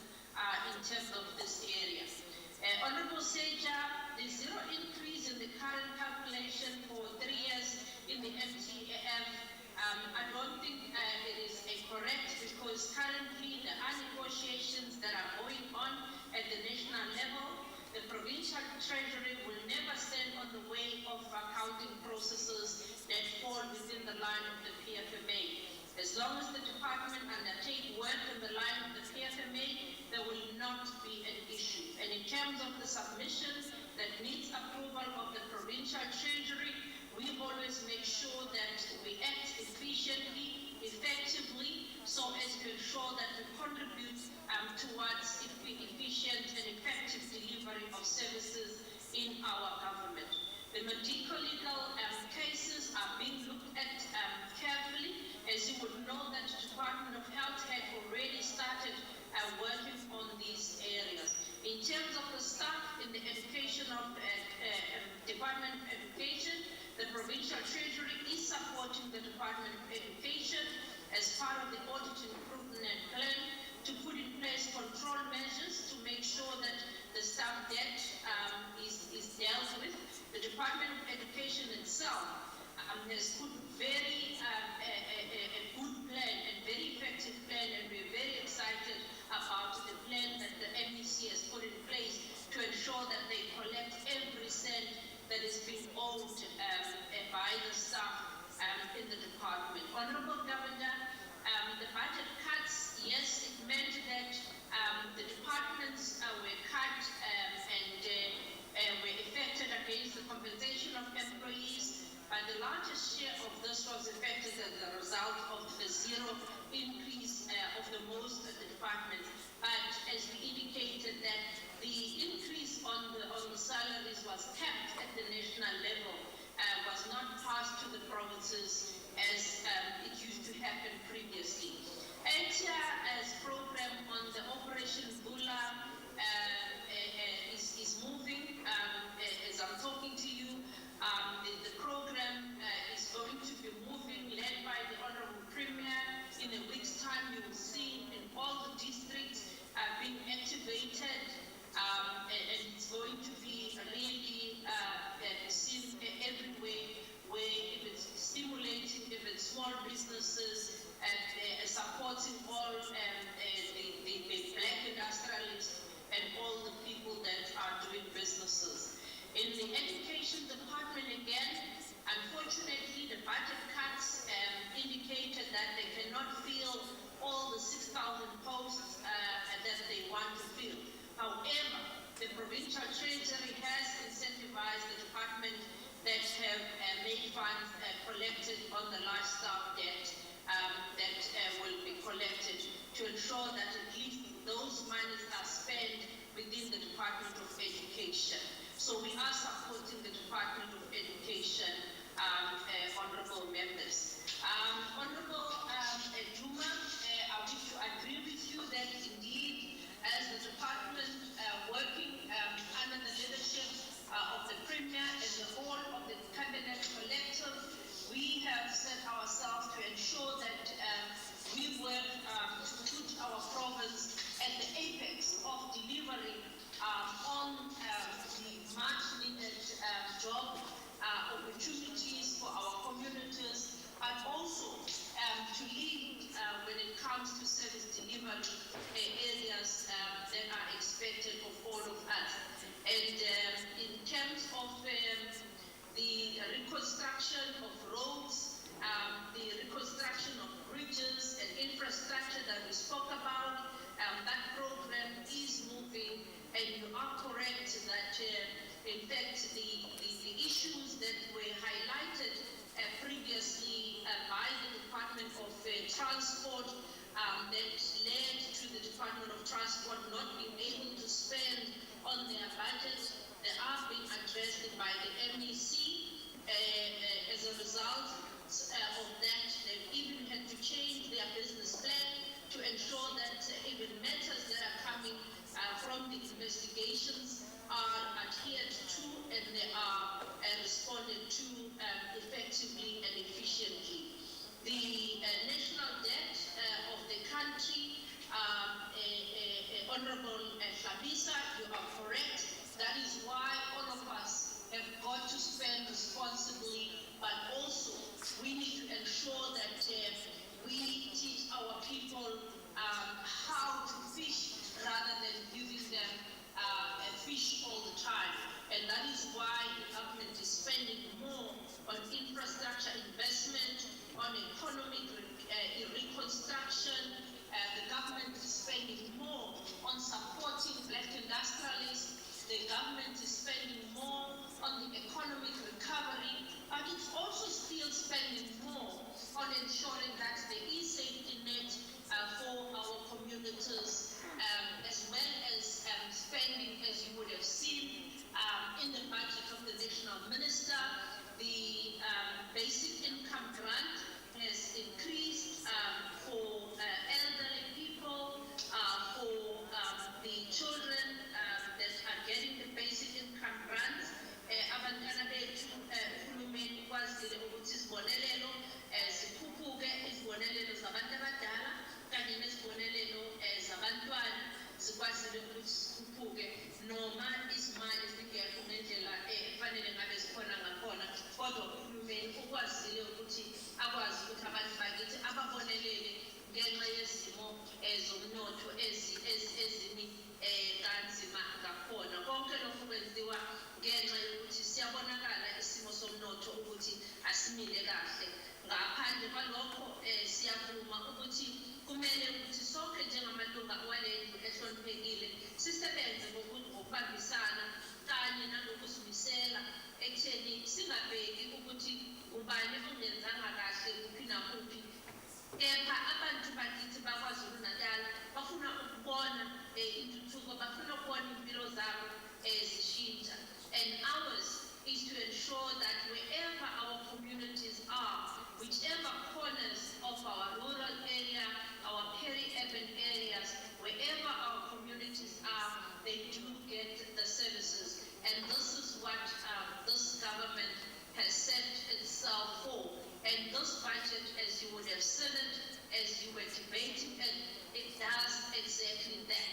And that is why, Honorable Rogers, as you were talking about your discussion with the Honorable Premier, it points out to the leadership of the Premier that we welcome all the contributions that all the honorable members are making, without saying that because you're not coming with the same views, those views are not being acceptable. But we are saying, in the interest of moving our province forward, we are going to ensure that we embrace every contribution, we embrace every working citizen of this province and of this country to move KwaZulu-Natal forward.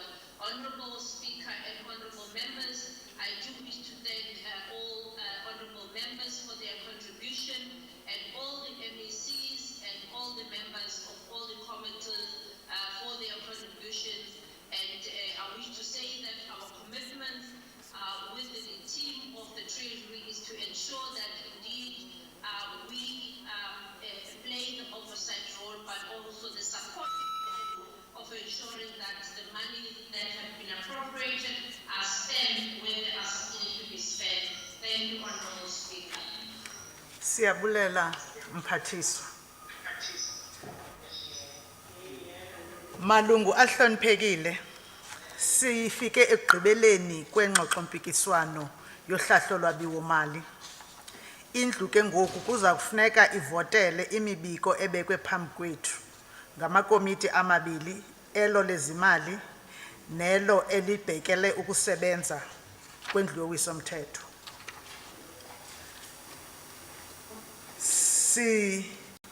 zawukwenza ukuthi sivote with both of them in turn. Siqale ngaleyo yekomiti lolwabiwo zimali.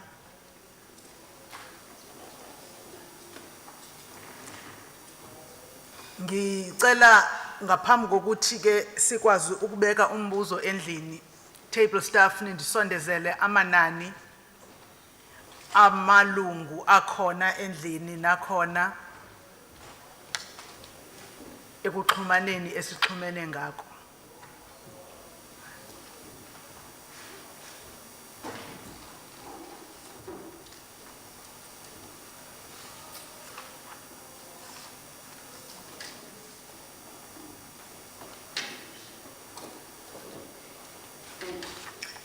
Table staff. Thank you, Madam Speaker. The result. No. Sisacela amanani, hayi iziphuma sikavote. Ngicela ningiphe izinamba zabantu abakhona, amalungu akhona endlini.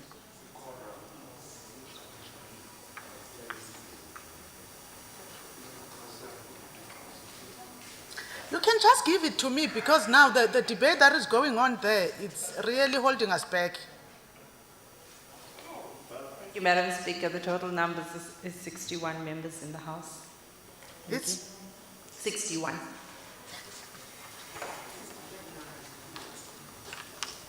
ngokwesicelo sekomiti lezezimali, ndizawubeka umbuzo endlini. Isishayamthetho saKwaZulu Natal siyavuma ukwamukela umbiko wekomiti lezezimali. Njengoko bengishilo ekuqaleni kwengxoxo mpikiswano, njengamanje ngizohamba iqembu neqembu nenhlangano nenhlangano ukuthola ukuthi ivota kanjani. Mese ngiqeda lapho bese ngithola ukuthi likhona na ilungu elifisa ukuba nokuvota okwehlukile kuloko kweqembu noma inhlangano yalo, noma elifisa ukuligodla elalo ivoti. Ngizoqala nge-Inkatha Freedom Party.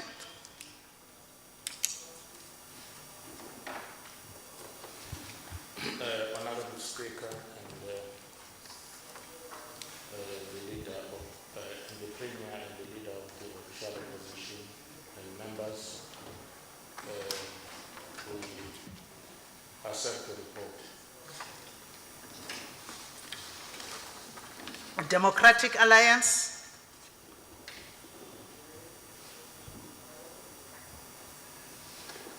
Thank you, Speaker. The Democratic Alliance, being a progressive political party, adopts the report. Honorable members, you drowned Honorable Rogers when he was voting, and we need his voice for the record. Sorry, Honorable Rogers. The Democratic Alliance adopts the report, Speaker. Economic Freedom Fighters.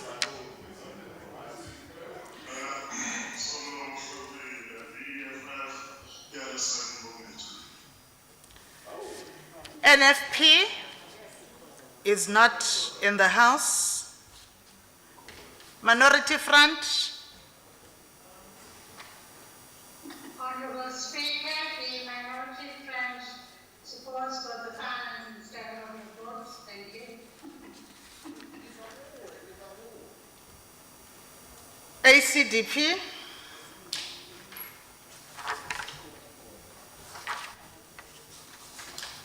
ACDP.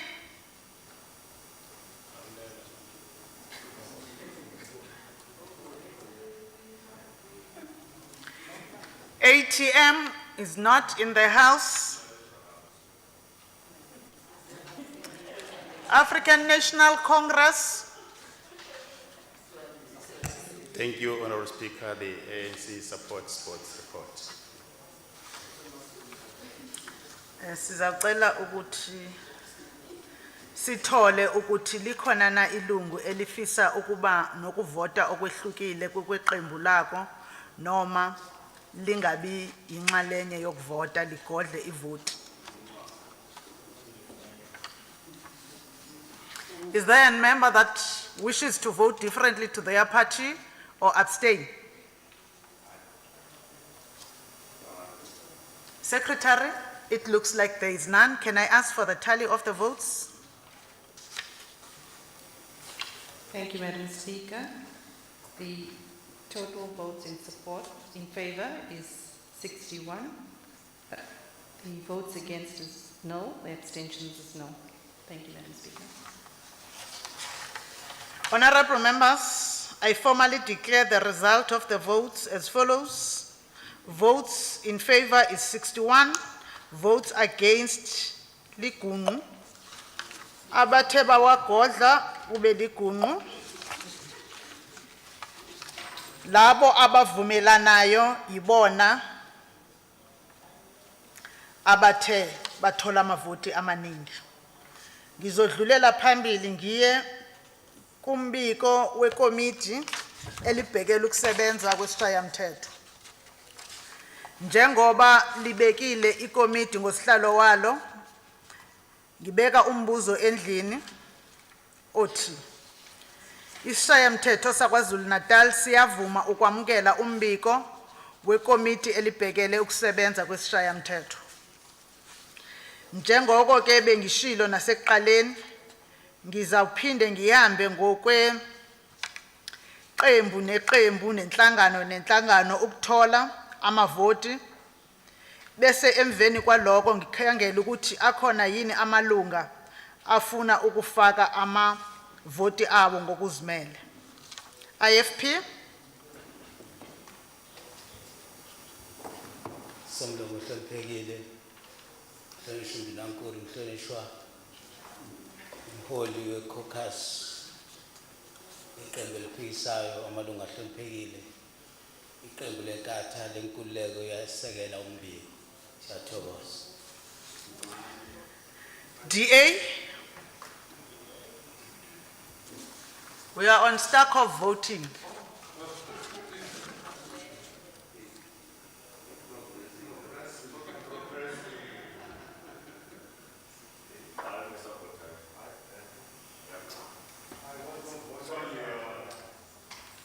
Ncedisani ilunga.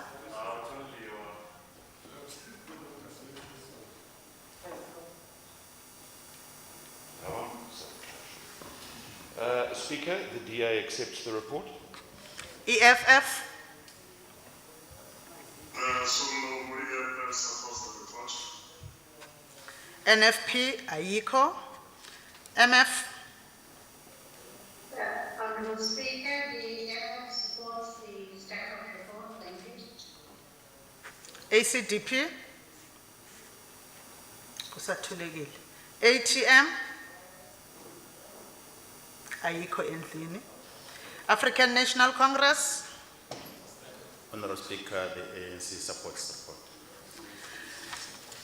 Malunga sele nginawo wonke amavoti amaqembu nezinhlangano zenu ezinimele. Ingaba likhona ilunga elifisa ukubeka ivoti lalo ngalodwana noma elifisa ukugodla ivoti? Members, I have the votes of all parties. Is there any member who wishes to express an individual vote that is different from their party vote or who wishes to abstain? Secretary, it looks like there is none. Can I ask for a tally of the votes? Madam Speaker, the voting results are as follows. Votes in favour 61, votes against no, abstentions no. Thank you.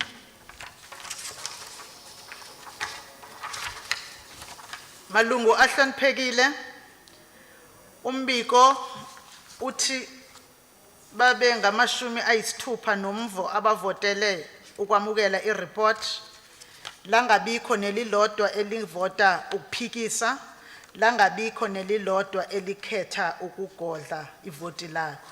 Lokho ke kusho ukuthi umbiko uyamkelwa.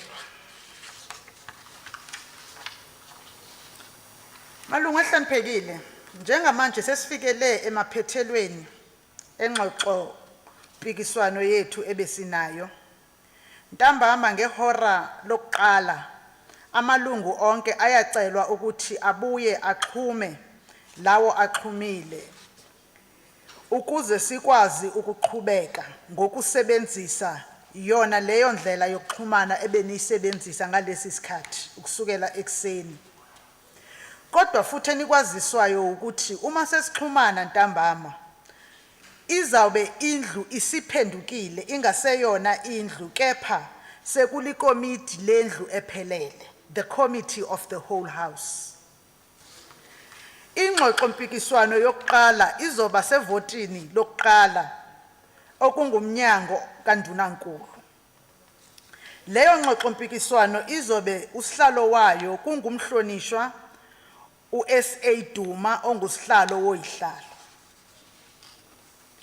Izobe ke isilandelwa ingxoxo yevoti lesithupha umnyango wezezimali ezothi usihlalo wayo kube ngumhlonishwa uMC Fraser ongusihlalo wekomiti lemisebenzi yoluntu. Siyacela malungu niqaphele noma nikhumbule ukuthi ntambama asizukwehlukahlukana kepha sizobuyela sonke sisebenzise ilink eyodwa ukusukela ngehora lokuqala size sibe sibheke ukuyoqeda ligamenxe elesihlanu. Ngehora lesishiyagalolunye ngolwesine zingamashumi kule amalungu ayacelwa njengoko lusho uhlelo esithe saluthunyelelwa yibona osotswebu ngeqoqo labo ukuthi baxhumane nathi lapho kuzobe sekungena khona ikomiti lendlu elongezelelwe, extended committees of the house. Lapho kuya kuba khona ngesikhathi esisodwa ukwenzeka kwezinkulumo ezimbili. Lapho ke amalunga azocelwa ukuthi axhume kuleyo nkulumo enalelo komiti abajutshwe ukuthi babe yingxenye yalo ngokwamaqembu alo. Noma lapho kulelo qoqo lamakomiti oye uzibone ukuthi amakomiti akho akulona. Lezi zinkulumo ke zizothi ziqhubeke zize ziyophela ngevoti lesibili lendlu yowisomthetho ezothi ibe ngolwesibili ngelanga elaziwa ukuthi ilanga leAfrika i25 kule nyanga ephezulu. Ngasemuva kwalelo voti lesibili indlu izophinde ibuye izohlangana yonke ndawonye sibe sivotela lowo mthetho sivivinyo wohlahlo lwabiwo mali lokwaZulu Natal walonyaka esikuwona. Members are therefore kindly requested to join the link for the debate in which they will be participating on the days that will follow after today.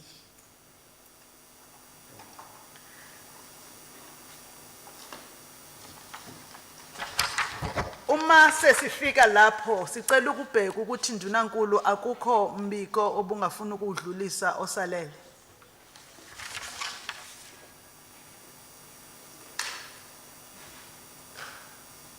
Honorable Speaker, thank you. We have no announcement. Thanks. Siyabonga Ndunankulu. Sicela ukudlulisa lezi housekeeping announcements. But before I go to the housekeeping announcements, honorable members, in the morning, when we were dealing with the tablings that have been made before the House, we erroneously left out one tabling, and we must apologize to the chairperson of the Standing Committee on Oversight and the staff responsible for that committee. The Standing Committee on the committee that is SCOPA, Standing Committee on Public Accounts, tables the second quarterly report of the ad hoc committee on investigations.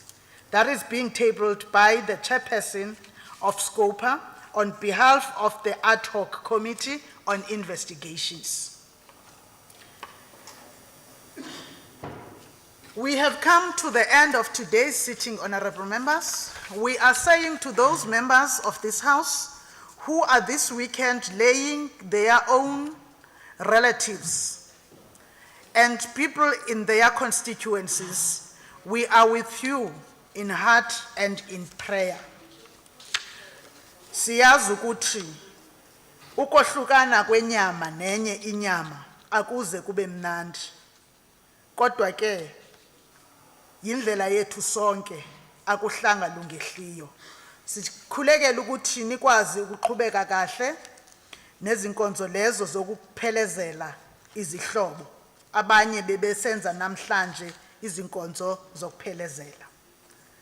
Siyanikhumbuza ke ukuthi besithe uma kuguqa indlu kuzawufuneka ukuthi amalunga athi ukuthi gozololo azokwazi ukuthi atshenwe ngaloluhlelo olwabafakwa iprogram committee elubizwa nge-civic education oluzoqala kusasa lusazoqhubeka ke noko. Therefore, honorable members, this house is adjourned until Tuesday, the 25th of May, 2021.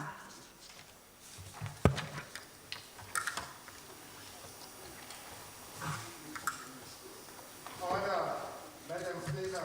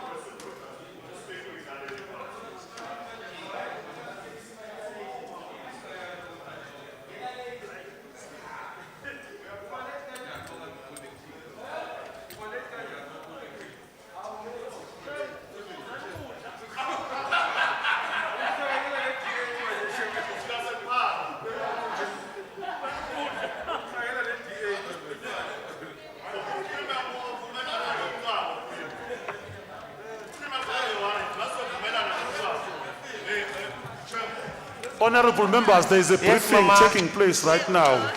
Yes. Can we wait before we join the lunch?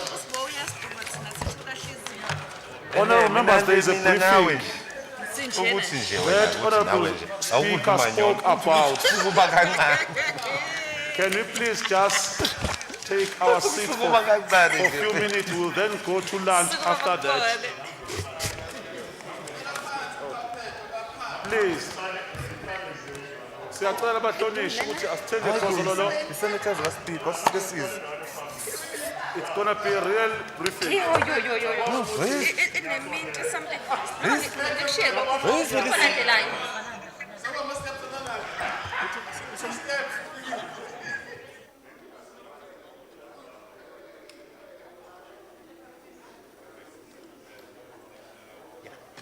Good afternoon, honorable members. Good afternoon. Members, order. It's a very short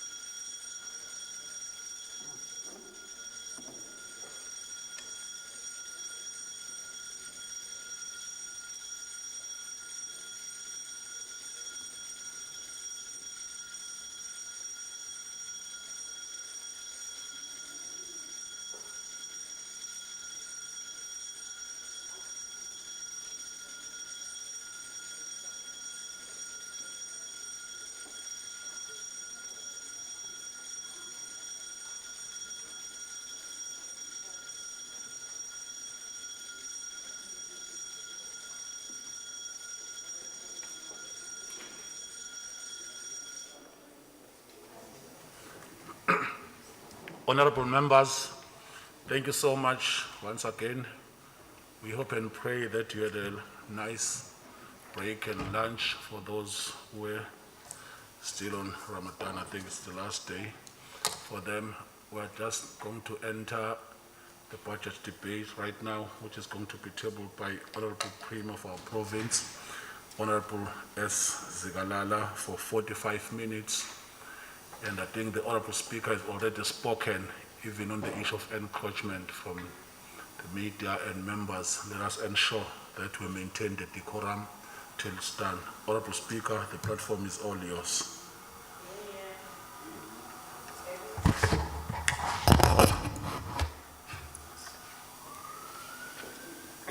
Thank you.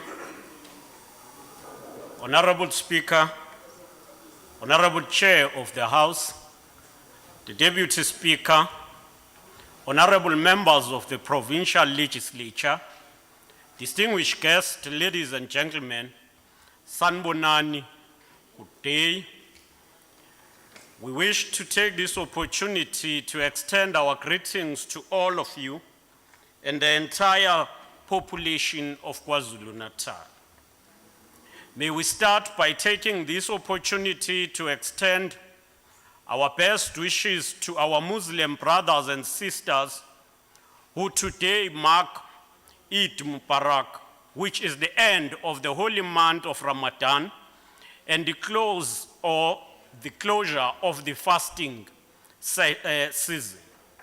On behalf of our provincial government and the people of KwaZulu-Natal, we say may this special day bring you peace, happiness, and prosperity as you continue to pray for a better world. Eid Mubarak. Compatriots, on the 27th of April 2004, as South Africa, we marked our 10th anniversary since the dawn of liberation.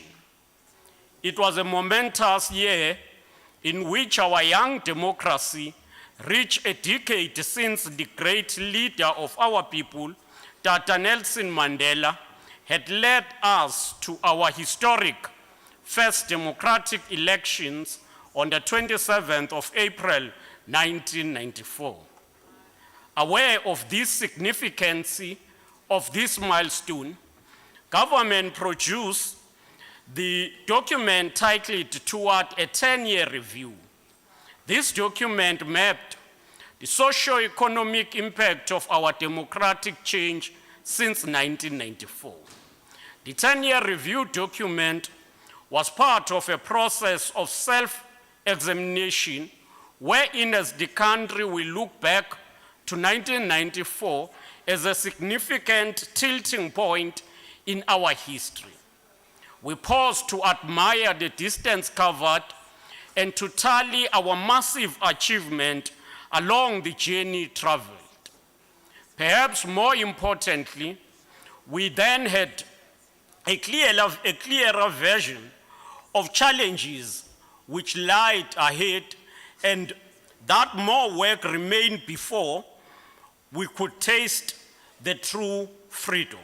And even today, our victory in the first and the subsequent elections was based on the promise we made in 1994 and the social compact we have adopted together with the people of our country to lead the country to a truly non-racial, non-sexist, just, democratic, and prosperous future.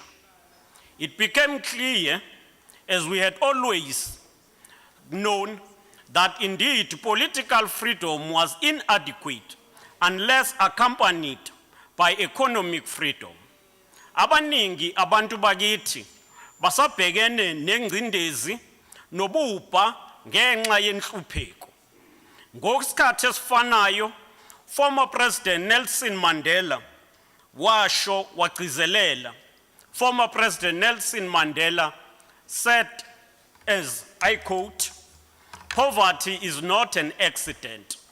Like slavery and apartheid, it is man-made and can be removed by actions of human beings," close quote. Honorable Chairperson, we can state with certainty that as we head toward the closure of the third decade of our hard-won freedom, that we have made remarkable progress since 1994.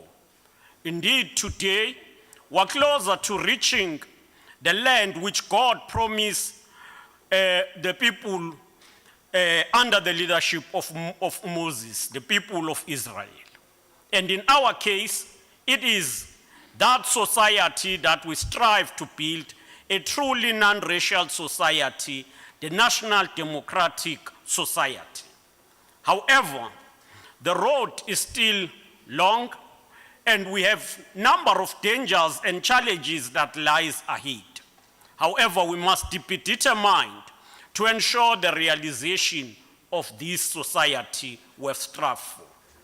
Equally, we are discovering that people's ability to create and improve their own livelihood remain constrained after the legacy of inferior Bantu education and years of systematic exclusion of black people, Africans in particular, from particular trade and professions. These two factors, the apartheid education system and the oppression that people suffer that deny them opportunity to trade, still undermines our effort to deal decisively with challenges of inequality, poverty, and unemployment, and the total transformation of the province.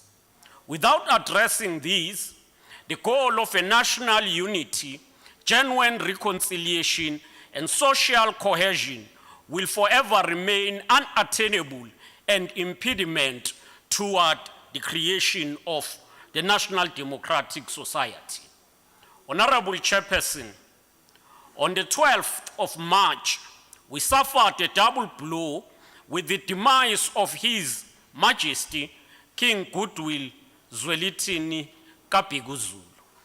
As it was not enough, on the 7th of May, we had to bid farewell to our regent, Queen Mantombi Dlamini Zulu.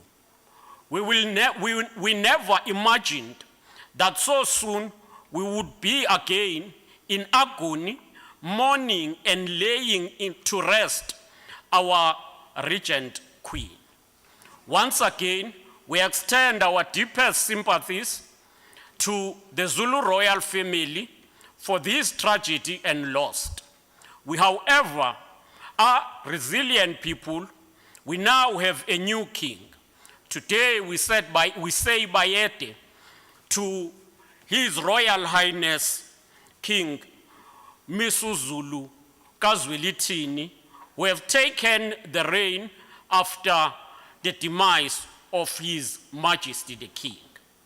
His Majesty Misuzulu Kazwelithini joins the great leaders of the Zulu people in the form of Malandela, uZulu, Tombela, Nkosinkulu, Uphunga, Mageba, Ndaba, uJama, uSenzangakhona, uShaka, uDingani, uCetshwayo, Dinizulu, uMaphumuzana, uBheka uZulu, and our recently departed king, uGoodwill Zwelithini Kabheka Zulu. We want to say this is the history, umlando esingakaze siubone ezizukulwaneni ezenzeka edlule, kodwa sibe nenhlanhla yokubona ngesikhathi sethu. Njengesizwe saKwaZulu Natal, nangohulumeni waKwaZulu Natal siyazibophezela ukuqhubeka sinikezela zonke izidingo nokulekelela indlunkulu ukuze ikwazi ukwenza umsebenzi ngendlela. Umthetho uyasilawula ukuthi labo abaphethe ngokweholi bomdabu uma kanjani. The KwaZulu Natal Traditional and Governance Act number 5 of 2005 in section 17 provide for the recognition of Isilo as the monarchy of the province and the king as defined in section 1 of the Traditional Leadership Framework Act. In established practice, we therefore clearly defined the role and relevancy of the institution of monarchy and the obligation of the provincial government to the Royal House. Working together with the Royal House, we will soon finalize and announce the details for the coronation of His Majesty Misuzulu Kazwelithini. This will be the first coronation in a long time and will be a fitting tribute to His Majesty King Zwelithini Kabhekuzulu, who would have reached 50 years on the throne this year. Honorable Chairperson, it may be appropriate to describe the past financial year as an annals horribilis. As we say this, indeed, 2020-2021 financial year has been a year of great misfortune and disaster in our province, our country, and the world as a whole. In 2020 March, our country was placed under the state of disaster following the discovery in KwaZulu-Natal of South Africa's first case of the deadly novel coronavirus. The pandemic resulted in the dramatic decline in the global economic prospects and led to a severe contraction of both the provincial and the country's economy. KwaZulu-Natal remains the second largest economy, contributes an average of 16% to the country's GDP. This is the largest contributor and the largest negative contributor to the provincial economic growth if the economy is not performing well. We must say that 2020, we saw some sectors of the economy constrained. This include the mining, quarry, which both contracted by 75.5% and the construction by 75.3%. As reflected in the quarterly labor force survey, during the fourth quarter of 2020, South Africa recorded a 32.5% of unemployment rate, with KwaZulu-Natal at 29.6%. In response to this situation, we have adopted the Economic Recovery and Transformation Plan, which should form part of the economic growth and seek to ensure that we come out of the woods. But we are also mindful that the third wave remains real and is a threat to all we can do if it is not appropriately dealt with. We remain optimistic and encouraged by investor confidence in KwaZulu-Natal. Just on Tuesday, we were honored to witness the launch of the Keystone Logistic Facility in Humbersdale, which is the 1.6 billion investment in our economy by the private sector. As economy enter recovery, our policies must focus on inclusive, radically transformed economic growth that promote both the public and private sector investment, especially in infrastructure and other key areas. KwaZulu-Natal province and the provincial government will continue to engage economic development partners and stakeholders to promote key trade and investment opportunities in a more targeted and coordinated way.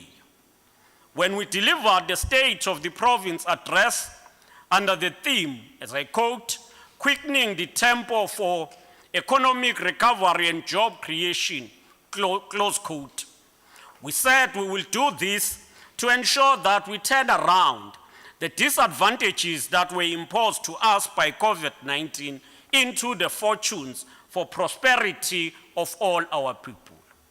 uqinisekisa ukuthi siyayishintsha iprovince yakithi sikhulise umnotho siphume kulezi inkinga esibe kuzo kuzobaleka ukuthi imgomo esiyibekayo ibangeyileyo ebeka iprovince ezingeni elifanele lokuthi sikwazi ukuthola iinvestment nokuqinisekisa ukuthi izimboni ezikhona ziyakhula. Sihlalo ohloniphekileyo emva kokukolapsa komnotho ngenxa ye-COVID-19 sibonile kwehla umnotho and i-projection ithi umnotho kuya phambili uzokhula kulonyaka esingena kuwo ngo-4% kanti uyoze ustabilize kahle ngo-2022 la siyoqala ukukhula ngoku stable at 3.8% ukukhula okuyo expecteka ukuthi kuyoqhubeka kube sustainable. The global economic activity were impacted by the great lockdown regulations enforced in different countries to slow local infection transmission while preparing healthcare system to handle the rapid rising caseload.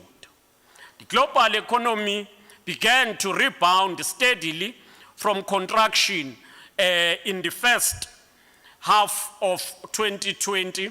It started in the first half, but at the end of 2020, we then saw with the reopening of the economy, the growth bouncing back. Countries that had previously flattened the infection curve had experienced second wave of infection.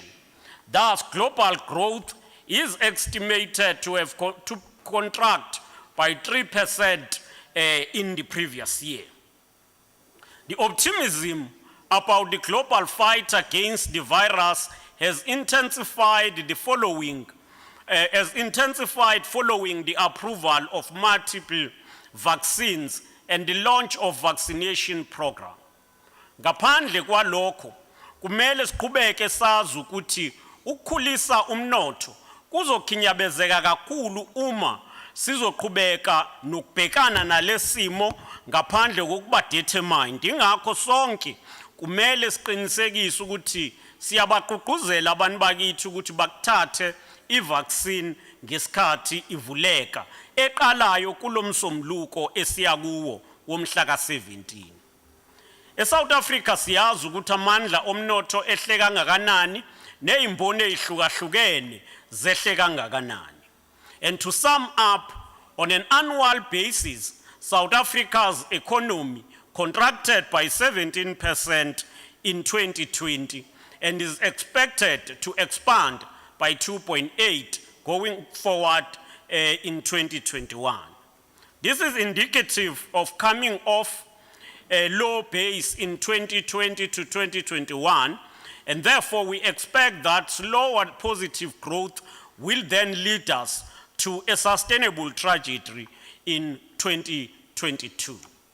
The provincial economy is expected to strengthen by 2.5% in 2021 and thereafter moderate to 1.5% by 2022. The forecast indicates that we're heading toward a strong economic recovery in the province, which is anticipated that it will effectively, if we effectively manage the effect of COVID-19, we will be able to ensure economic growth and prosperity. We know the unemployment rate that has expanded even in the province, but we must be determined to overcome all of these challenges. In the final analysis, the government needs to follow policy direction from national government in regard to structural economic reform to facilitate higher and more inclusive and radically transformed economic growth program. Network industries such as telecommunication, electricity, ports, rail, and roads should, among others, undergo modernization and reform. KwaZulu-Natal need to implement policies that are reorientated toward advantage of free trade in Africa through Africa Continental Free Trade Area Agreement that came to effect at the beginning of this year. The province must also lead the private sector and assist business to pursue greater regional opportunities and establish KZN as an export hub for our country. We must also ensure that we grow the tourism industry, which has been very instrumental before it was affected by COVID-19. A strategic, inclusive approach by KwaZulu-Natal government is to ensure an environment for business to access credit, improve productivity, reduce unemployment, and we will do this with working together with all our social partners, which include the labor, the business, and the civil society. We are intending to operate at a regional level and integrate our policies within the national policies and ensure that we grow the Africa intra-trade agenda. Honorable Chair, departments use budget votes to respond to concrete commitments made during the State of the Province address. It is therefore expected that budgetary allocation reflect priorities identified in the SOPA and those that identified in other policy frameworks such as the National Development Plan, the PGDP and PGDS. The OTP, the Office of the Premier, is principally responsible for the transversal functions of government by coordinating, monitoring, and evaluation of provincial programs. OTP develops appropriate laws and policies and provides the strategic direction and management for provincial government. In addition, we take cue from the State of the Nation's address, the NDP Vision 2030, the Provincial Growth and Development Plan and Strategy, the MTSF Implementation Plan, and we customize whatever we do along the NDP. We work also to ensure that we continue to improve on the implementation of the district development model. Honorable members, according to our annual performance plan for this year, among the strategies driven by the OTP are the following. The Operation Siyahlola program, which involve unexpected visits to service delivery centers and provide feedbacks to communities on progress and development initiatives. The Poverty Eradication Master Plan, which targets the poorest households in the poorest wards and support them through coordination as a game-changer intervention. Inkululeko Development Program, wherein government moves as one into an area, engage local stakeholders, and capacitate them to take over the project that will be delivered by government holistically. The Provincial Implementation Plan for 2017 to 2022 on HIV and AIDS, TB, and STIs. We work also to ensure that we provide leadership on the overarching framework, which is Operation Vula, which uses the public procurement to address deep-seated and persistent racial inequalities in our economy. The Provincial Communication Strategy, which enhances the reputation and the recognition of the province, improves stakeholder relations and sharing of technical and financial resources across all spheres of communication. Strategies supporting vulnerable groups such as women, people with disability, elderly, children, and the LGBTQI+ group. This includes fighting gender-based violence, which is the second pandemic in the province and the country as a whole. Our work also focuses on the provincial human resource development strategy, which aims to develop the capacity of the citizens to unlock their economic potential and the utilization of all available human capital. The youth development strategy, which fosters the economic participation of the youth in the mainstream economy. This is done through employment or business opportunities, skills development, and offering second chance for matriculants to rewrite exams. The provincial stakeholder coordination strategy and the international relation, as well as the social cohesion and moral regeneration strategy, is one of our key foci. The implementation of digital transformation strategy, which guide our work and draw citizens into the new world of technology and the fourth industrial revolution, including the e-learning, digitalization of government services. Honorable Chair, allow me to enter into the allocation of the budget of the OTP for 2021. We have the honor today to present this year's budget vote 1, which is responsible for the office of the Premier. The total budget for the office of the Premier for this current financial year is 802,240,000, which is allocated in line with the structure and the programs of the OTP as follows. The current programs are the Program 1, Administration, Program 2, Institutional Development, Program 3 is Policy and Coordination. Honorable members, Program 1 is allocated 189,368,000. This program has been allocated for the current financial year. The amount I've mentioned, 189 million.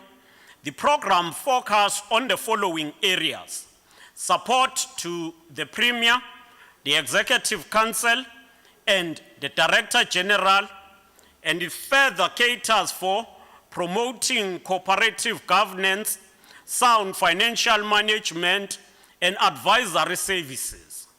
There are 5 sub-programs, as I've indicated, and these are Premier Support, Director General Support, Financial Management, and Intergovernmental Relations. The Premier Support has been allocated 33,107,000. Administration, this goes to providing technical, administrative, and advisory support to the Premier. Executive Council support as a sub-program has been allocated a budget of about 10,311,000. And this focus on the work of the Executive Council, Cabinet Izindaba, clusters, as well as the government, the provincial government committees. The sub-program Director General Support has been allocated a budget of 22,309,000 to provide administrative support to the Director General in strategically managing the province. The financial management sub-program has been allocated a budget of 104,773,000. This also goes to ensure sound financial management. The Intergovernmental Relation sub-program is allocated 18,868,000, and this is meant to strengthen IGR in the province and ensure collaboration and integrated planning for improved service delivery. In July 2020, the unit facilitated the approval of the IGR strategy for the province. Since the commencement of the national lockdown in March 2020, the OTP has been coordinating the Provincial Command Council on COVID-19 through the Executive Council clusters. District development structures were also supported with donation of water for war rooms, sanitizers, sanitary towels, and face shields.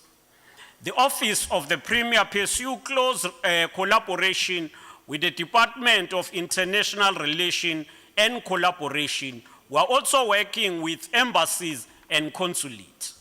In addition to this, we have managed to strengthen relationship with other countries, and we have also started the process of reviewing the twinning agreements we have. These include the Maryland Twinning Agreement, the Guangdong Twinning Agreement, the Shanghai Twinning Agreement, Fujian Twinning Agreement, the Baden-Württemberg Twinning Agreement, and all of those that we have highlighted there. The implementation of the recently adopted Intergovernmental Relations Strategy will be done through community engagement, workshops, and stakeholder platforms. This will be followed by the implementation of the IGR learning network to all stakeholders. The resuscitation of the inter-provincial activities, especially with Mpumalanga province, will enable joint cluster meeting and events to resume. The inter-provincial engagement are meant to be the initiative or the process leading to signing of memorandums between the provinces. Program 2, Honorable Chair, is institutional development and is allocated 427,948,000. The purpose of this program is to improve service delivery through institutional capacity building and transformation management in the province. The program comprises of strategic human resource, legal services, information communication technology, communication services, special programs, and forensic investigations and integrity management. It is allocated 427,948,000, and this goes to these sub-programs that are mentioned below, which are human resource program, which have been very key in terms of developing the capacity of our civil servant.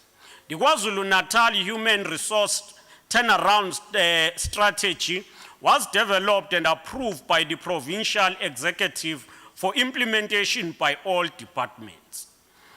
While the COVID-19 handicapped the full implementation, but we can say that the program is on and is now being implemented. 88 million is allocated to strategic human resource.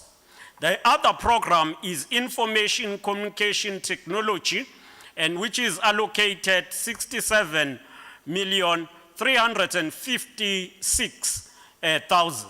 And this is meant to coordinate government information and technology in the province and to render internal ICT support to the OTP. The program also aimed to improve information communication technology and help us to move to e-governance. The digital transformation strategy roadmap has been completed, and this will include the provincial cloud first policy and all other policies that are attached to that. This forms the basis for effective decision-making as the province moves into the fourth industrial revolution and the digitalization strategy, which has become more relevant in the current program, in the current environment. In 2021-2022, 67,356,000 is allocated to this program. For legal services, which is the sub-program, is allocated 12,302,000. This includes following in ensuring that we provide a decentralized model and support in terms of providing legal services. KwaZulu-Natal Public Sector Lawyers Forum, the intra-governmental structures will coordinate the provision of legal services across provincial departments. The sub-program on communication provide communication and respond and enhance the communication throughout in a manner that ensure responsiveness, effectiveness, and accountability. Government communication is meant to empower the people of KwaZulu-Natal as a whole with knowledge on what the government is doing. This has been very effective during this time where we were constrained and affected by COVID-19. The program is allocated 73,818,000. The sub-program that follows is special programs, which is allocated 140,435,000. And this program on special programs is led by the Office of the Premier, focus on major community-based programs that have the communities that may have been affected by various challenges. The workshops on supporting local communities were held in various districts, especially in Zululand, Umkhanyakude, Ugu district, as well as King Cetshwayo. This program also served to support special programs dedicated for people with disability and the senior citizens. With regard also to this, we also support and ensure that the province participate in various human rights awareness campaigns such as the Human Rights Day, International Day for people with disability, and the National Day for senior citizens. And therefore, as I have said, the program is allocated as I've mentioned. We also focus on youth development through Youth Directorate, and here we have allocated 50 million was budgeted for supporting young and youth-owned entrepreneurs, and we've given details on how this has unfolded before, and we will be allocating another 50 million for the current financial year. Forensic investigations and integrity management is allocated 45,968,000. This program goes to forensic unit, which is responsible for undertaking investigations and maintain integrity management in the province as a whole. The unit was transferred to the OTP from Treasury in the last financial year. As at the 31st of December 2020, the unit had completed 12 investigations and conducted 42 follow-ups to track the status of the implementation of recommendations arising from forensic units. We will continue our close collaboration with law enforcement agencies to ensure the improvement and deal with corruption decisively. The bulk related to disciplinary and remedial actions implemented by the provincial department, and this also involves criminal matters that are being pursued by the law enforcement agencies. The unit will this year drive strong collaboration to ensure that we strengthen compliance and foster greater initiatives with COGTA as well as the Treasury. We expect greater focus on local government as we go to the local government elections later this year. Program 3, Honorable Chair, is policy and governance and is allocated 184,924,000. And this program provides the province-wide development and implementation of strategies and policies to achieve coordinated approach toward sustainable provincial growth and development. There are 3 sub-programs within this program, and these are Provincial Policy Management, Premier's Priority Program, and the Royal Household. These are allocated various amounts as the provincial policy management initiatives has to ensure the monitoring of the implementation of policies across the government. And we need to ensure that we support the Planning Commission and continue to review the PGDS. We also ensure that the Executive Council adopted a medium-term strategy framework, and we have to ensure that this is implemented. We tighten the monitoring and performance in government as part of this program.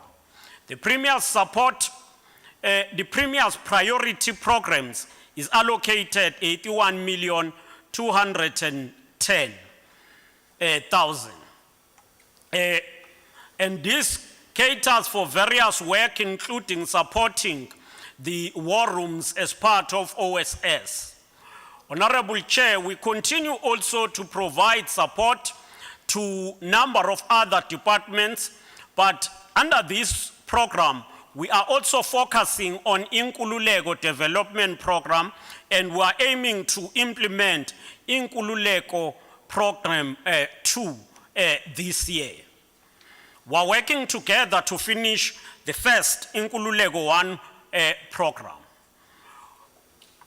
Honorable Chairperson, we continue to also improve community development and work with other departments on key interventions such as poverty eradication, where we work hand in hand with agriculture. Honorable Chairperson, we cater also for the vulnerable groups to ensure that we support the vulnerable groups in our own province. For this year, we have allocated an amount of 66,074,000 rands to the Zulu Royal Household. And these programs seek to ensure that we provide support of the hosting of the annual traditional and cultural events. We also coordinate the King's Coronation Day, the prayers that are held at the Royal House, and we will also support other cultural activities, including Umkhosi wesiVivane, King Shaka, Umkhosi womhlanga, heritage events that we also support in partnership with the Department of Art and Culture. We also support some of the religious sectors and faith-based organizations that include Umgidi Wamashembe, the Seventh Days Adventist prayer, and the St. John's Apostolic Church. These are projects that we have finalized during this financial year. Honorable Chairperson, members of this House, the people of KwaZulu-Natal are renowned across the world and are known for their own hospitality. We are known as a society that endures, that has a resilience and overcome challenges. We must work together to overcome the challenge of COVID-19. We must ensure that we do away and go from the past history of violence and conflict which engulfed the province in the previous decade.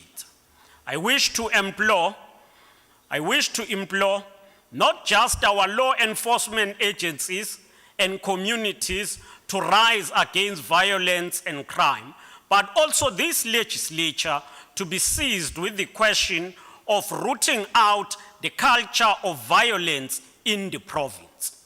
We wish to ensure that we build brotherhood amongst all citizens of our province. We have seen the incidents that have happened, including the one that happened in Richmond, where the Ngamu family was murdered.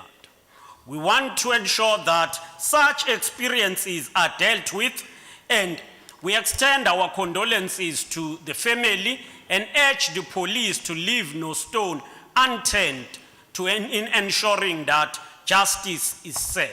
Just to disturb you at a second, Honorable Premier, you've exhausted your first 45 minutes, but I think you're at the tail end. We'll allow you just to advance those points, but if you want more, we could always take when you have to respond.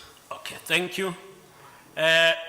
Honorable members and the citizens of KwaZulu-Natal, we want to impress that this is not the time to despair nor to lose hope.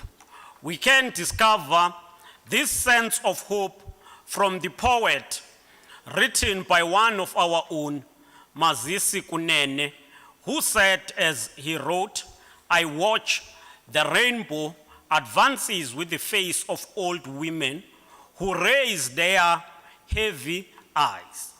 Like the shadows of magical figures, I bent the rainbow rope from the horizon so that I may tie the earth, so that whatever is past of the past may give the birth." Close quote.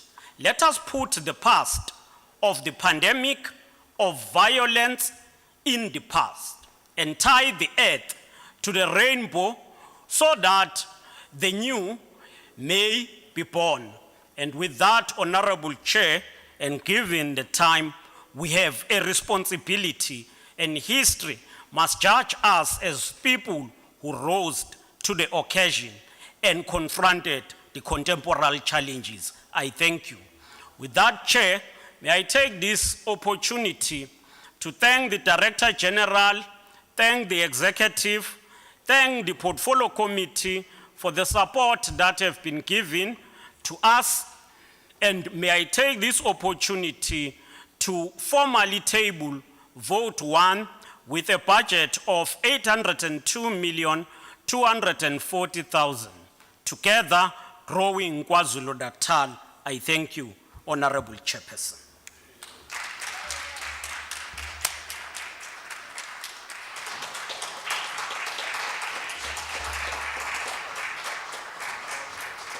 Thank you so much, Honorable Premier.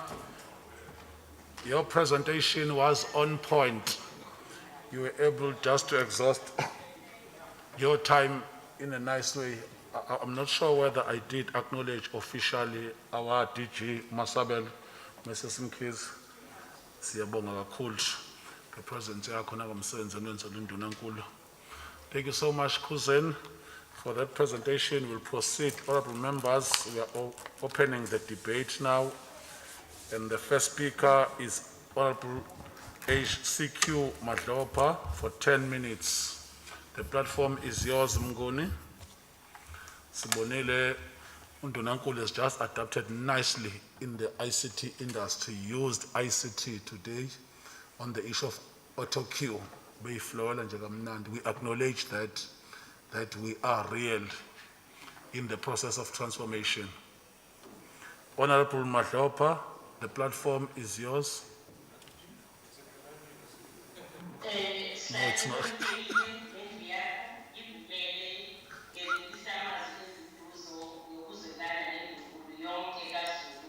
Lesizwe sonke ngokukhothama ukucela umthembe wethu uBenjani Mpumbe Siqinini kanye nokwedlula kaNdlunkulu uMntanenkosi obebambe isihlalo sobungonyama sithi dudu. Ngiphinde Just to disturb you, Honorable Chairperson, if you can try by all means to turn off your video, we can't see you. If your gadget does allow you, we also encourage that all members, because we are also live on different social media platforms. So it makes it easier even for those who are interpreting. Is it possible? I'm trying this side, Chair. I don't know what it is. You may proceed if it's not possible. It's okay.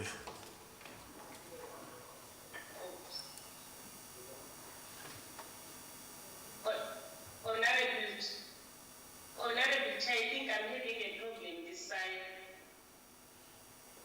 Sihlalo seliphekile nendiyonke ngivumeleni ngelise amazwi enduduzo nesizwe sonke kanye noNdlunkulu uMntanenkosi obebambe isihlalo sobungonyama sithi dudu.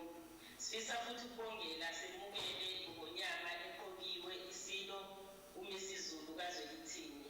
Siyabethemba ukuthi uzowuphatha nesizotha lo msebenzi akhonjelelwe kuwo zinyanyezulu. Sipledja isapoti yethu njengekhomithi ukuthi sizomsapotha kanye neNdlunkulu yonke. Sihlalo seliphekile uNkulunkulu wesizwe sethu nabahlonishwa bonke balendlu. It is a privilege for me to table the reports which briefly outlines the deliberations of the 2021-22 budget of the Office of the Premier. It is a welcome opportunity for us in the Premier Portfolio Committee to participate in the debate of the Office of the Premier's budget policy statements presented to this House today by the Honourable Premier. The areas covered in the report by the Honourable Premier are the ones in which the committee has interest. The committee met with the Office of the Premier in several meetings from the first draft to the final draft budget. The meeting to consider the final budget was held on the 29th of April 2021 to understand their 21-22 final annual performance plans and budgets. The committee noted and satisfied itself that indeed the department has considered and aligned its 2021-22 APP to the 2030 National Development Plan, 2019-24 Medium-Term Strategic Framework, 24-25 KwaZulu-Natal Provincial Growth and Development Plan, and the 7 priorities of the 6th administrating as outlined in the medium-term strategic framework. The committee noted that the budget of the Office of the Premier is anticipated to increase from 2020-21 main appropriated amount of 198 million to a budgeted amount of 240 million for the 2021-22 medium-term expenditure framework. The committee has observed that the slow growth in the department's budget from 2021 to 2022 financial year due to the fiscal consolidation budget cuts and compensation of employees' budget cuts in terms of the wage freeze. The department has indicated that these budget cuts have been necessitated by the need to lower the debt burden and debt service costs and are in the context of lower economic growth and lower anticipated national tax revenues. Despite the fiscal consolidation and wage freeze budget cuts, the committee has noted that the department has been allocated additional funding for KwaZulu-Natal Youth Empowerment Fund for funds that were suspended in 2020-21 to a tune of 50 million. Moreover, there has been a function shift of forensic services from the Vote 6 Provincial Treasury to this department to an amount of 41,040,642.4 million over the 2021-22 MTEF and outer years. Lastly, but not least, the committee has noted with interest that the department has been allocated 2 million for Operation Sukuma Sake for responsibilities in terms of championing it at a district level. The committee is pleased that OTP is in the process of strengthening the functionality of Operation Sukuma Sake structures and to further reinvigorate its campaigns in ensuring effective functioning of structures and participation of departments, especially in the municipalities. The committee remains committed to giving full support to the Office of the Premier in ensuring that it fulfills its primary mandates as stipulated in their annual performance plan. To this end, the committee welcomes the amount of 2 million allocated for district championing of OSS responsibilities. It has always been a concern for the committee that war rooms were not receiving any financial reports. We therefore appreciate this as little as it is, but it is something considering the financial situation in the country. The committee will be playing financial and non-financial oversight role over the final allocation of 240 million as follows. Program 1, administration, to budgeted amount of 189 million, which the department has indicated will cater for social cohesion and moral regeneration program events and effective management and administration of the department, amongst others. Program 2, institutional development, to a budgeted amount of 428 million, which the department has indicated will cater for shifting of forensic investigation services function from both 6 provincial treasury, accompanied by the centralization of the ICT functioning to this program, amongst others. 3, policy and governance, a budget amount of 185 million, which the department has indicated will cater for management of strategic projects transferred to Zulu Royal Household Trust to an amount of 23.7 million, amongst others. Honorable Chairperson, in playing its financial and non-financial oversight over the above allocation budget of 802.2 million for the 21-22 MTEF, the committee wishes to bring to the attention of this House budget sitting that this committee in its tenure continues to desire to assist the Office of the Premier to be a leading example to the other departments in achieving clean audit outcomes. This will, through the committee, focusing vigorously on how the department spends its voted funds throughout the 21-22 MTEF. The committee has emphasized again that it will not accept any understanding and overspending by the department. Also, as part of its oversight role, the committee will also closely track the progress on the implementation of the finance and SCOPA resolution during the year. This will be through the utilization of the resolution tracking mechanism as per the sector oversight model monthly. The tracking of resolution will be done with the intention of ensuring that robust oversight is performed by the committee over the financial resources and service delivery performance of the department.